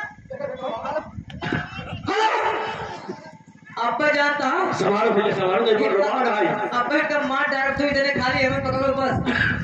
अच्छा तुझे तो पकड़े हाँ भैया वो पहलवान मनाइए अगर पकड़ लियो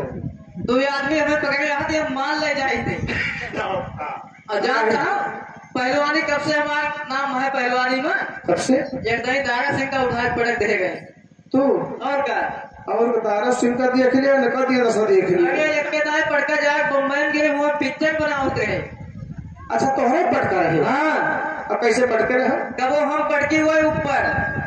तू पटको हुए ऊपर, वह पटके हम नीचे, वह पटके तू नीचे, हम पटकी हुए ऊपर। अरे तू पटको वह ऊपर, वह पटके तू नीचे, तू पटका वह ऊपर,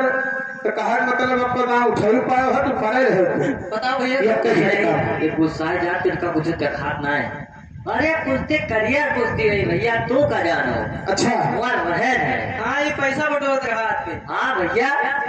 कुश्ती टाइम जाना कितना 3 घंटा 1 मिनट। शाबाश 3 घंटा 1 मिनट 1 मिनट मतलब आर का कुश्ती है, बहुत भयंकर कुश्ती। अच्छा हाँ अब कुश्ती कटी करना है, कुश्ती 1 मिनट में कट गए भैया काट दी दो 1 मिनट में कुश्ती खत्म काट दी भैया। और जो 3 घंटा बचा रहा एक भैया घोष मिलावे लगता है।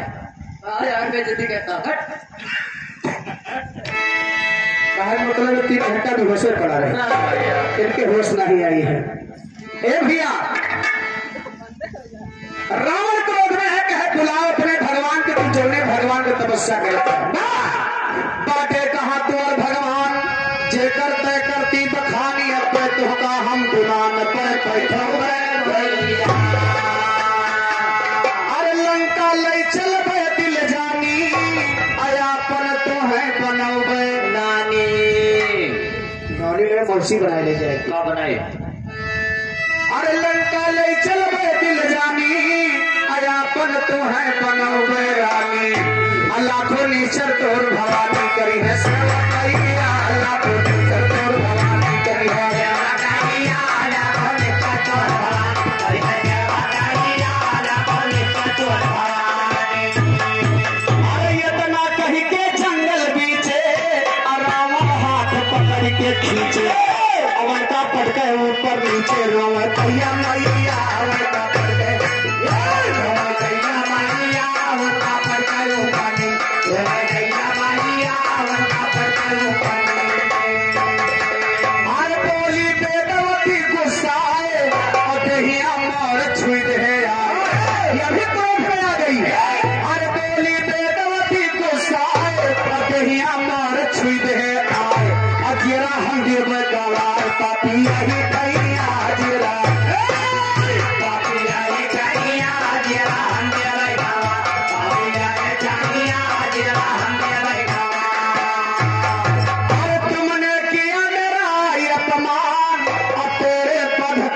फिर शैतान ये भाई जन्म बचे ना जान तेरा नीरा दैया ये भाई जन्म बचे ना तेरा नीरा दैया ये भाई जन्म बचे ना जान तेरा नीरा दैया ये भाई जन्म बचे ना जान।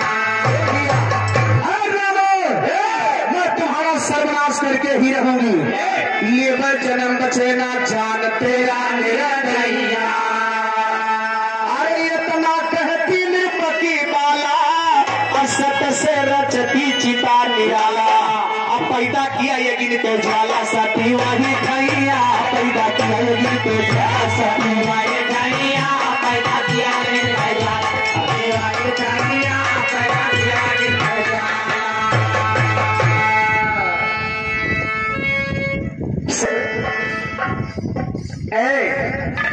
वेदवती ने कहा है रावण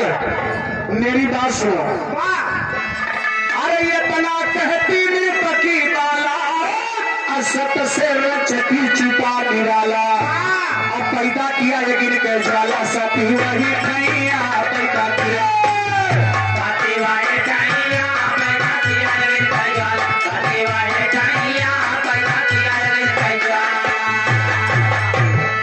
यहाँ जब वेदवती जान गई कि दुष्ट पापी रावण नहीं मानेगा तो अपने तपोबल से अग्नि देवता को प्रकट कर रही है। वेदवती अग्निपुत्री थी बाबूजी अग्निदेवता को प्रकट की कहना बताई से और जैसे भाई अग्नि आचारी होई थे सती चिता मां प्यारी आया भी मान गई सुकुमारी भाजा रघुरैया आया भी मान गई सुकुमारी भाजा रघुरैया आया भी मान गई सुकुमारी। उदय राज यादव यादव की धरती से सर्वदेश समा है। ए भैया आय भी मान गई सुकुमारी भज रघुरैया। अग्निदेवता प्रकट हुए बाबूजी और वेदवती उसी में समाहित हुई अग्निदेवता के साथ चली गई। कहना कैसे लालक तुलना की धरती से सर्वदेश समान है। अरे मन के पिता रहे जो प्यारा शायर कवन निशाचर मारा और नाम बतावा सभा मझारा जल्दी बोला भैया नाम बतावा सभा जल्दी बोला भैया नाम बतावा सभा जल्दी बोला भैया नाम बतावा सभा। अरे यादों का है कराना से अज्ञानीता का हमारी टाइम रात रही की भोर जब काटा जाता टाइम रात रही की भोर जब काटा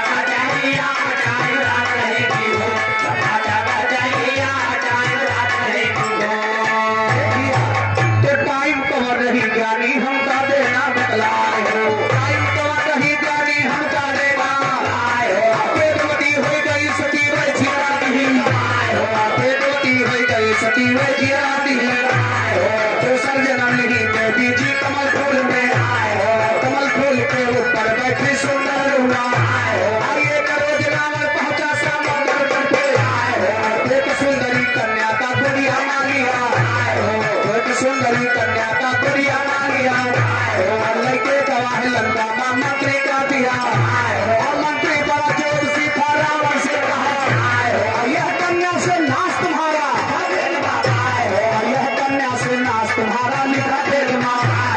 इतना सुन के रावण दिया समंदर कहा करेगा नीचे नीचे कहीं जनक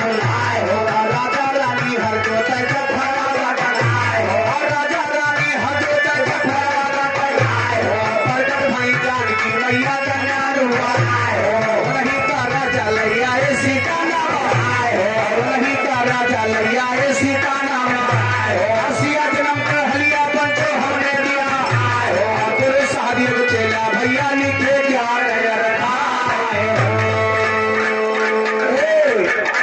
अरे वो नहीं वेदवती सुकुमारी जन्मी हुई के जगत दुलारी तो भई राम की नाम प्यारी जी कर रही है सुरतिया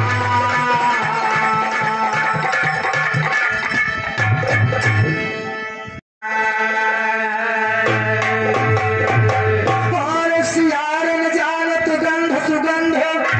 हो कागा नहीं जानत कैसी नहीं है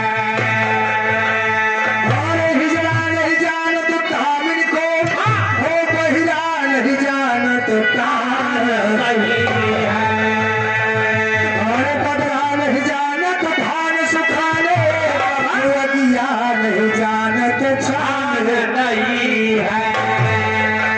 अरे बालों के भीतर तारीख चढ़ना, बालों के भीतर तारीख चढ़ना, और छर पीत कहानी मरी है। यहाँ देखा उधर रानी सोना के चढ़ाई के और पुनः उनके पलंग तेरे दुकान है। हाँ भैया कहा थे कबो यानी मर्दानी काम कबो आगे कबो लेकिन कहना बात कैसे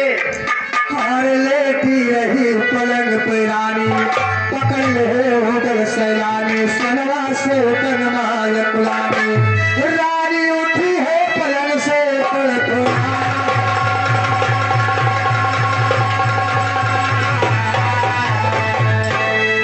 उठे पलंग से सोनमती जब लखे नजरिया उठाई, उठे पलंग से सोनमती जब लखे नजरिया उठाई, चौबता के रानी सोनवा के न पड़ते देखाई, सोनवा सोचे हरे विधाता दुश्मन कहाँ से जाए, जबरन हाथ धर छाती पे दवा काले या तो पानी पर हो जाना ही दिया में बोल पुकारा मंदिर फूटे जादू दिया करो पलमट तर से उधर सनवा दे सनम सनवा दे फिर हम उधर का ढोलवा तन पे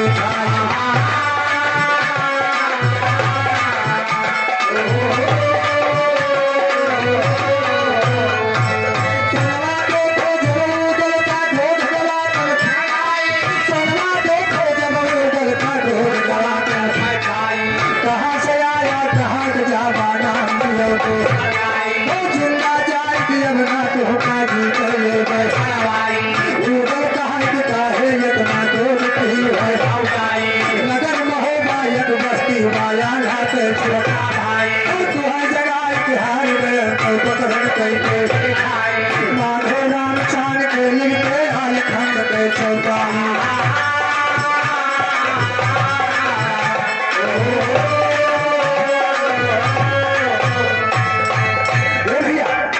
याद रखा रानी सोना अपने जादू शक्ति है लोग मत हल्का नचा ढेरा मगर चोरे पटा नहीं लागत है चोर ठावे दुकानदार रानी सोना अपने जादू शक्ति भिक्षु बना के छोड़े थे वो भैया ठावे से हेर हो पलंग करे पहुंचे तो उधर घबराए उधर रानी सोना के पलंग तेरे दुकान है पलंग तेरे कीड़ा पीछे पहुंचे भैया तो उधर घबरा दी। अरे भाई मैं बहुत डर लगा भैया मान लियो कहूँ कीड़ा छेद दे बीची काट लिए तो मतलब नहीं मरी जाए। अच्छा ये यहाँ कीड़ा छेदा था बीची काटा था लेकिन देखा उधर फिर के मारा पंद्रह तर से निकल के रानी सोना के सामने खड़ा हो। अरे पूछो भैया जब रानी सोना उधर के देखा तो जल के अंगार हो गया। अरे वाह रानी सोना कही तुम्हारा नाम क्या है, तुम कहाँ से आ रहे हो? कहाँ से आ रहे हो? उधर कहीं भौजी कहीं को साथ दिया तो भौजी कहते रानी सोना यमन लाल पिया रानी सोना कहीं सुना भाई हमारी शादी भेज गमन का हमार तो और हद पर कौन है चोर हमका भौजी कहता है कुछ अगली चरवाही वाला पति वाला था भैया। अच्छा तो मतलब साथी दूर आता है। अरे हमारे तू भेड़ा रखे अच्छा भेड़ा हाँ भैया बड़ा मालूम आता है भेड़ा की खसी राखिया नहीं भेड़ा लेकिन देखा कहना बात रानी सोना उधर से क्या जवाब देता अरे सोनवा जरी की भय अंगार और बोली उधर से फटकार लिया किया संभाल ना काना जानी लिया किया संभाल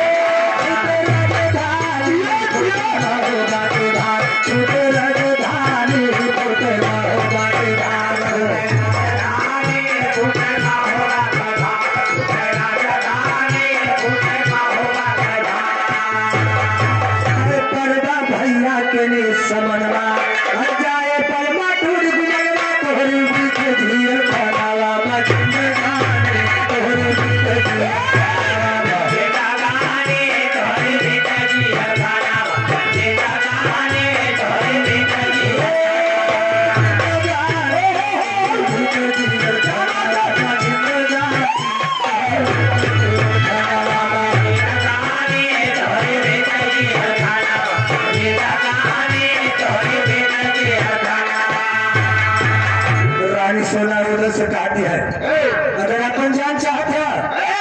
तो जितनी जल्दी हो सके यहाँ से भाग जा। अगर हमारे भैया ये नॉर्मल का पता चल गया तो भागे जान बचे न पाए। अगर उदल का जवाब देखे अरे उदल कहा ही न जटा ना बहाता और सुना भी हिले चलन तो का देखो था न उदय हम तो हैया देखो था न उदय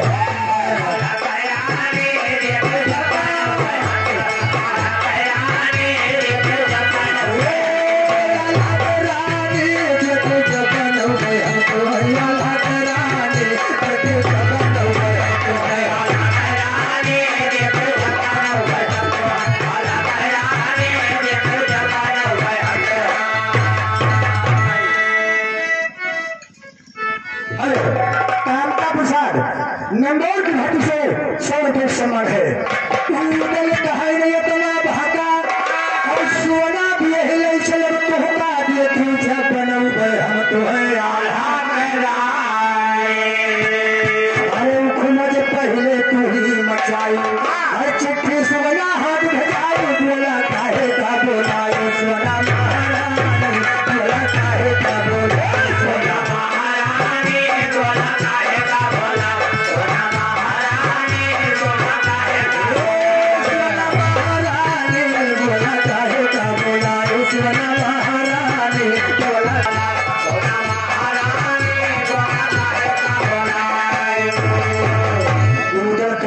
सोना सोना के हाथ चिट्ठी भेजवाई के हमका अपने घरे बुलायो चुरा तुम्हारे घरे आवा हम तो बहुत लंबी लंबी बात बहुत हम करी है तो लंबी लंबी बात तो है बहुत निकलती बाया भाई लेकिन देखा कहना बात रानी सोना उधर से कैसे उधर तेरे मोहब्बत से क्या तो बात हमारे ब्याह के लेवा तो लवंडा बावन दुल्हा रहे सबका राजा संजय बात कर कराए कि जेल खाना में बैठे और का हुआ कच्ची चलावत हां भैया हुआ कच्ची ना चक्की चलावत अरे महुआ चोत भैया लेकिन सारी बात में तो घोर फाटे पे खड़े खड़े सुनत रहा। अच्छा अब तेरे रहस्य ना हो गया भाई सुने पर हमें राइस नहीं तो करे काम राइस हुए ये तो घोड़ा यूं से कहा तुम्हारा वाह हो गए एक छत्री की कुलमा उतार लेके तोरे जीवन के धिक्कार बा एक लड़की है कि तुम्हें फटकार की बात तू खड़े खड़े सुनता है अरे उधर ललकार दिया जो हो देख लिया मगर बेंदल घोड़ा उधर से काट हटवा ये भैया अरे बेंदल कहे उधर दिया ललकार जवन हुए देखो बसम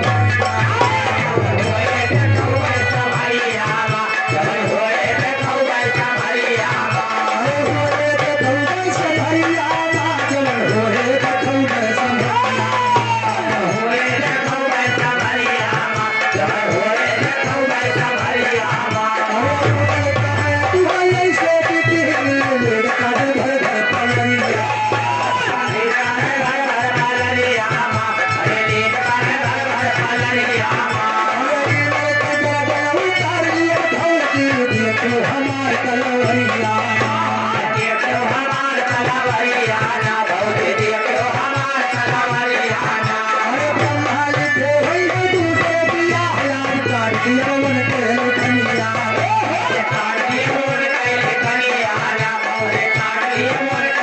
अरे ब्रह्मा के लिखन काट दिया भौजी यार बनो बे दुल्हनिया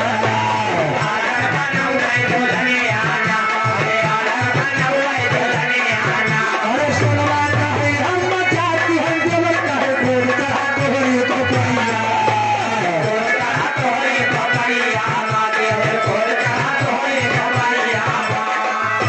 वो तो कहें भौजी अगर ब्रह्मा त्योहार ब्याह दूसरे साथ लिखे हुई है तो ब्रह्मा के लिखन काट देना त्योहार शादी आधा भैया के साथ करो चबोदल गुस्सा ने तो रानी सोना हंस के बोले थे रानी सोना कहीं देवर कहे गुस्सा ही गया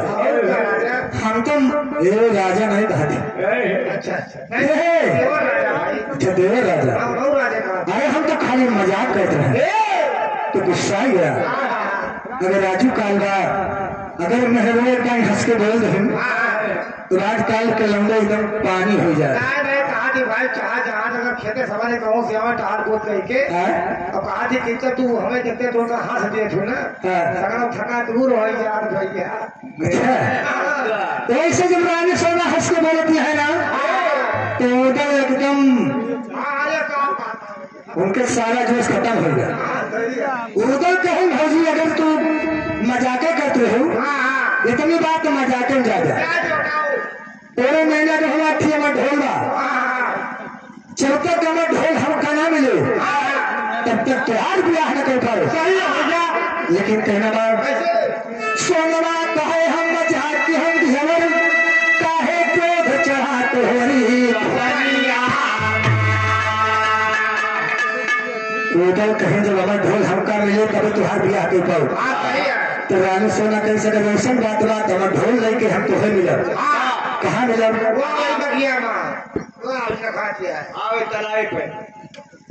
बगिया मिले ना कहा दिया ये भैया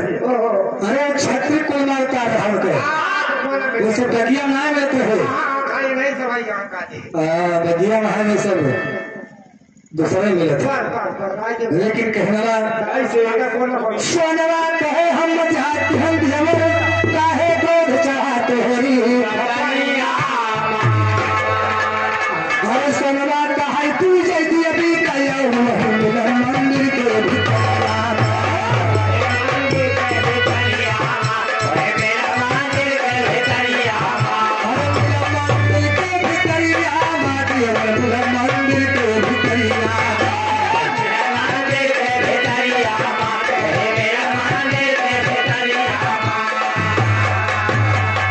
अरे मिल भाई मंदिर के भीतरी माओ दर्शन सरदार सुना मिल भाई मंदिर के भीतरी माओ दर्शन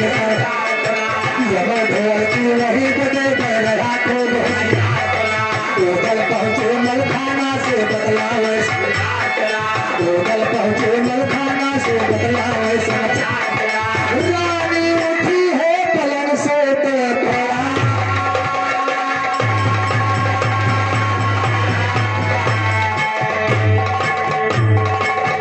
उधर रानी सोना से करार कही के और रानी सोना उधर से करार की है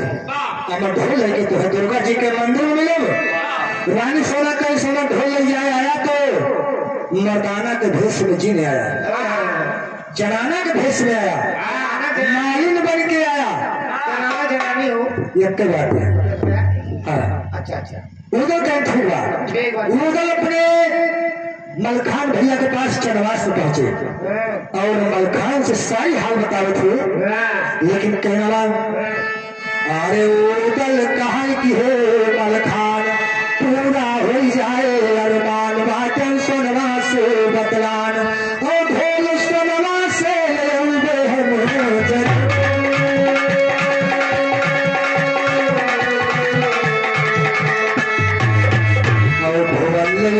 सोनमती से बात बतलान सुना सोनमती से बात जल्दी ढोल के बाजे से मुर्दा कर आवे बालिन बन के जागर दिया खाता उतरे भगवान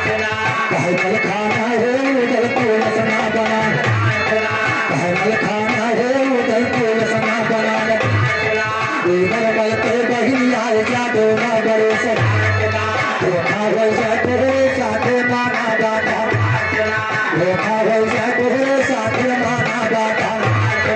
कहा मारना साथे मान नहीं जाया तुम सामान तेरा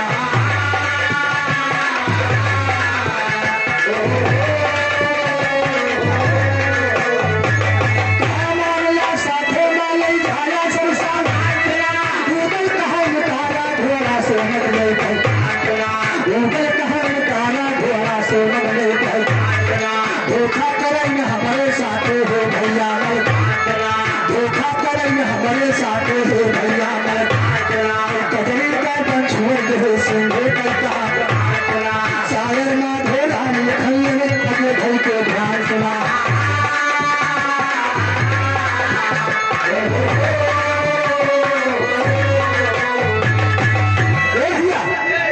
यार उधर मलखान से जो बताए कि रानी सोना वादा के बाद अगर ढोल लेके तो दुर्गा जी के मंदिर में मिले अगर ढोल लाए हम मालिक के भेष में जाते मलखान कई सो गई साथ तो मगर अपन हथियार अपने पास नहीं के जाया कैसे मेहरारू के भरोसा कबल किया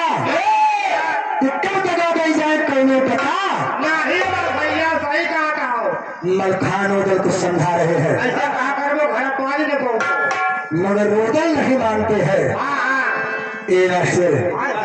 अब देखा उधर जात है जात कैसे है भैया अरे उधर होता है तैयार तर से खोल भरे हथियार कर से होशियार सैलानिया कर से होशियार सैलानिया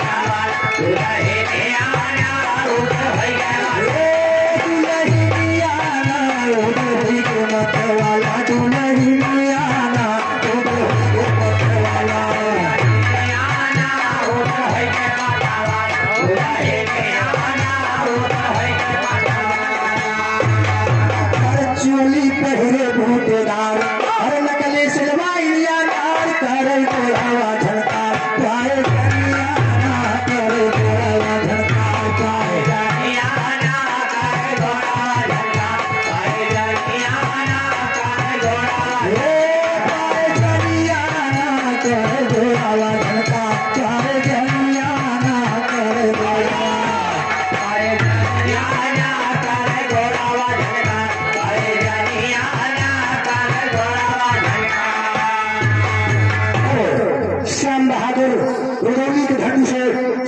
से मंडा पहले तीनों कान भाला उधर के नैन कजरवा काला उधर हुई गे मतवाला दुल्हनिया अरे गुलाब गेंदायो कचनार अरे उधर गुहा फूल के हार उधर हुई गए तैयार जनमलिया उधर हुई गए तैयार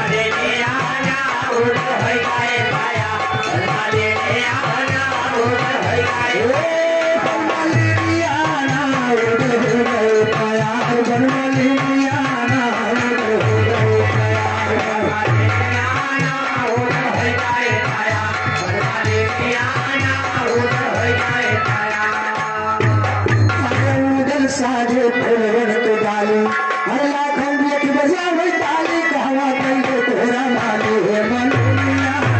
कहवा कहीं तोरा माली है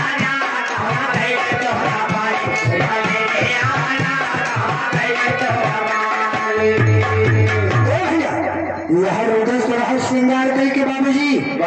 ये कहा था तो खूब उठकार के हाथ बोले वाले डरी अपने सिर पर रख के चला जाते यह लाखन के निगाह पड़ गए लाखन सोचा तो कोनो नहीं ना रहते माली नहीं आ जाते तो लाखन माली से थोड़ा मजाक करे लगे मजाक का करते भैया कूदल साजे फलवन के ढाली लाखन देखी बजावे ताली कहवा कहीं ले तोहरा माली है मलिया हर मालिन तोहरे पियत सिंगार हर जियरा लहक पाए हमार तनका भरदिया निहार तार वरनिया तनका भरदिया निहार तार वरनिया तनका भरदिया निहार तार वरनिया तनका भरदिया तार वरनिया तनका भरदिया निहार तार वरनिया तनका भरदिया निहार तार वरनिया तनका भरदिया निहार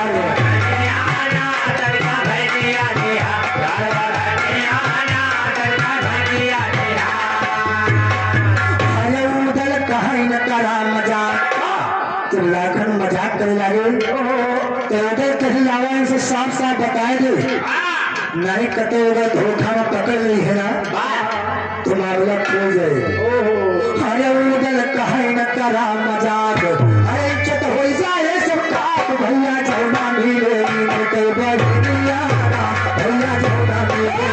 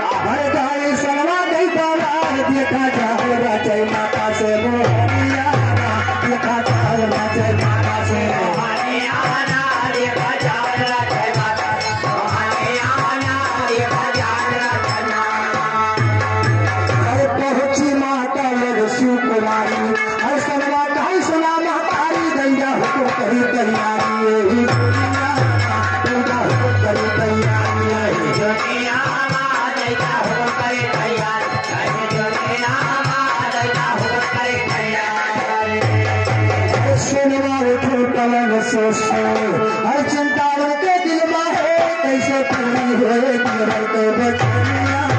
कैसे पूरी हो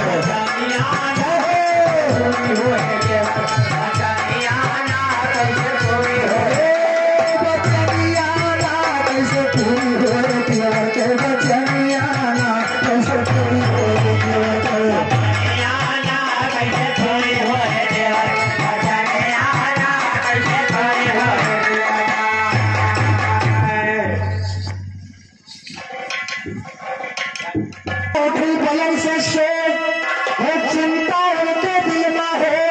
कैसे पूरी हुए दिलवर के बचनिया ये रानी सोना जब सवेरा हो तो जागत है तो उनके दिल में चिंता समाप्त हो कि हम उधर से करार के हो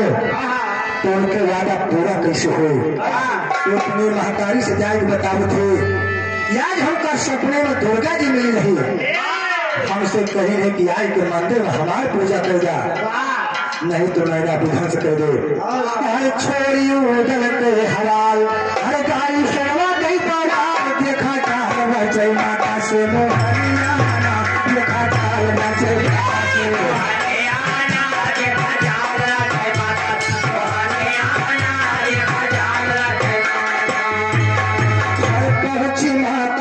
से कुमारी हर सुनवा कहे सुना महतारी दैदा हुकुम करे तैयारी यही दुनिया दैदा हुकुम करे तैयारी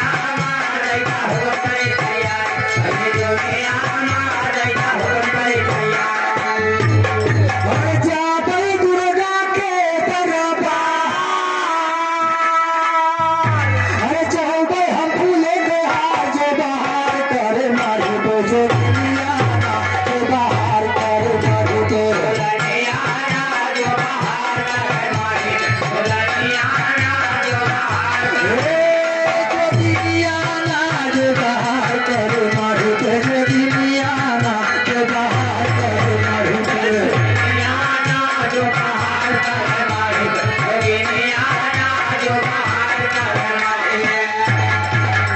रानी सोना अपनी महाकाली से बताए कि दुर्गा जी के मंदिर में हम पूजा करे जा मगर रानी सोना के महतारी के हाल मालूम रहा कि हमारी बिटिया कहाँ जाती है। उनके महतारी का जवाब देती है सोनवा कहे सुना महतारी देगा हुकुम करी तैयारी चाहे दुर्गा के दरबार यही दुनिया ये मास्टर हर पूजय जब की अभी कजाबो रानी सोना के महतारी कहती है हर पूजय जब की अभी कजाबो हर सोना लौट आई ना भाई धोखा घेरे बाटे महबा के पलटनिया बाटे महबा के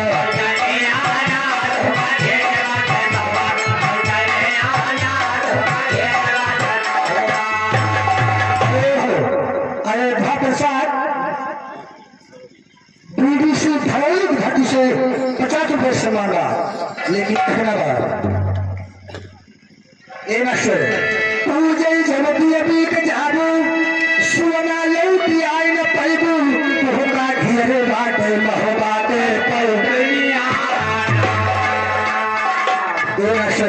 हर सोनवा कहे सुना मेरी माता और जगमा के हुनाई दिखाता हाथ जो लगावे हमारी बदरिया हाथ जो लगावे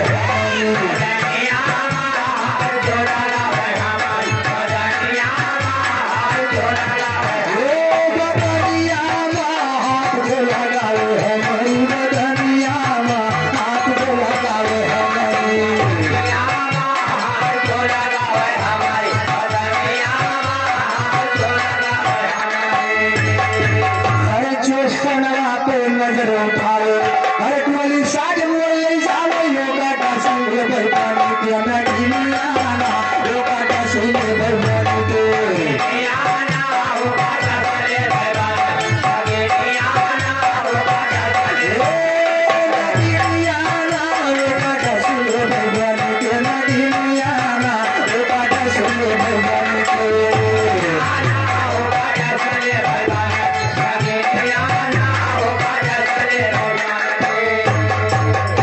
रानी सोना का इस माता चिंता जिनका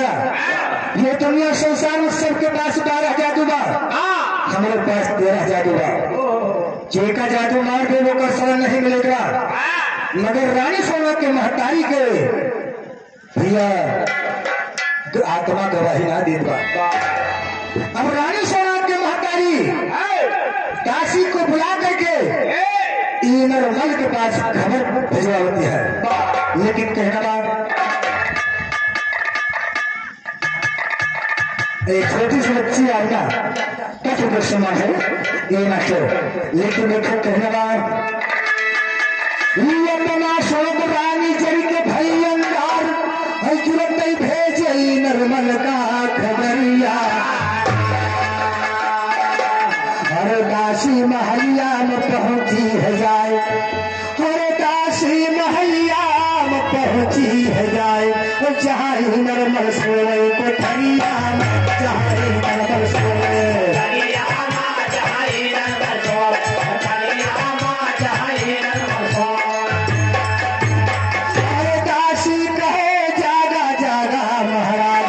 तुम्हें माता बुलाए भितरिया,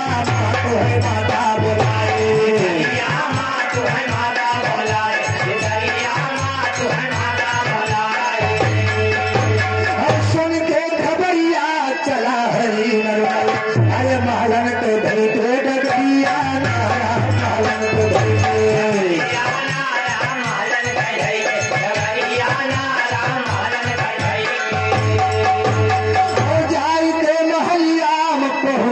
नरमल कहे जल्दी बतावा महतरिया, कहे जल्दी बतावा महतरिया, कहे जल्दी बतावा महतरिया, कहे जल्दी बतावा। कौने करनवा से हमका बुलाई माई, हर कौने करनवा से हमका बुलाई माई, हर कहीं दे कवन दूध दरिया,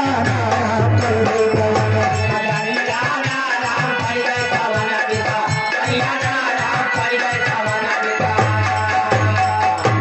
बच्ची आरना के दर्शो तक दृश्यमान है, कौने करनवा से हमका बुलाई माई, और परी गए कवन दिया, हरे रानी कहे बेटा दिया समझाए,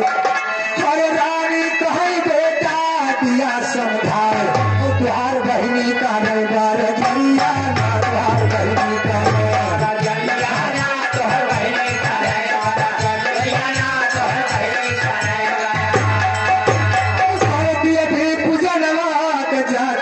सोना, हरे बात समझ धीरे ना, कहिया ना हरे बात समझ धीरे ना, कहिया ना हरे बात समझ धीरे ना, कहिया ना हरे बात समझ धीरे। ये नहीं समझाई दिया जिदिया करे बेटा, बात समझ धीरे नगरिया, हरे ईनर कहीं बहनी कहा लिया मान, ईनर कहे बहनी कहा लिया मान, चला बैठा महल के भितरिया, चला बैठा महल के भितरिया, चला बैठा महल घर हिम मंदिर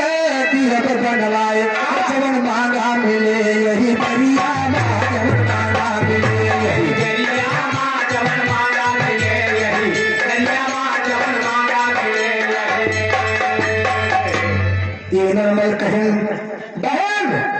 हम तुम्हारे लिए घर में मंदिर बनवा दो, रात दिन पूजा के हो, मगर घर के बाहर मंदिर में पूजा करे चुन जा, मगर रानी सोना का जवाब देता घर में मंदिर की अब बनवाए, जवन मांगा मिले यही बढ़िया। ये मास्टर तब रानी सोना जवाब कर देता, हरे बनिया के कुलमा जन्म लेते भैया,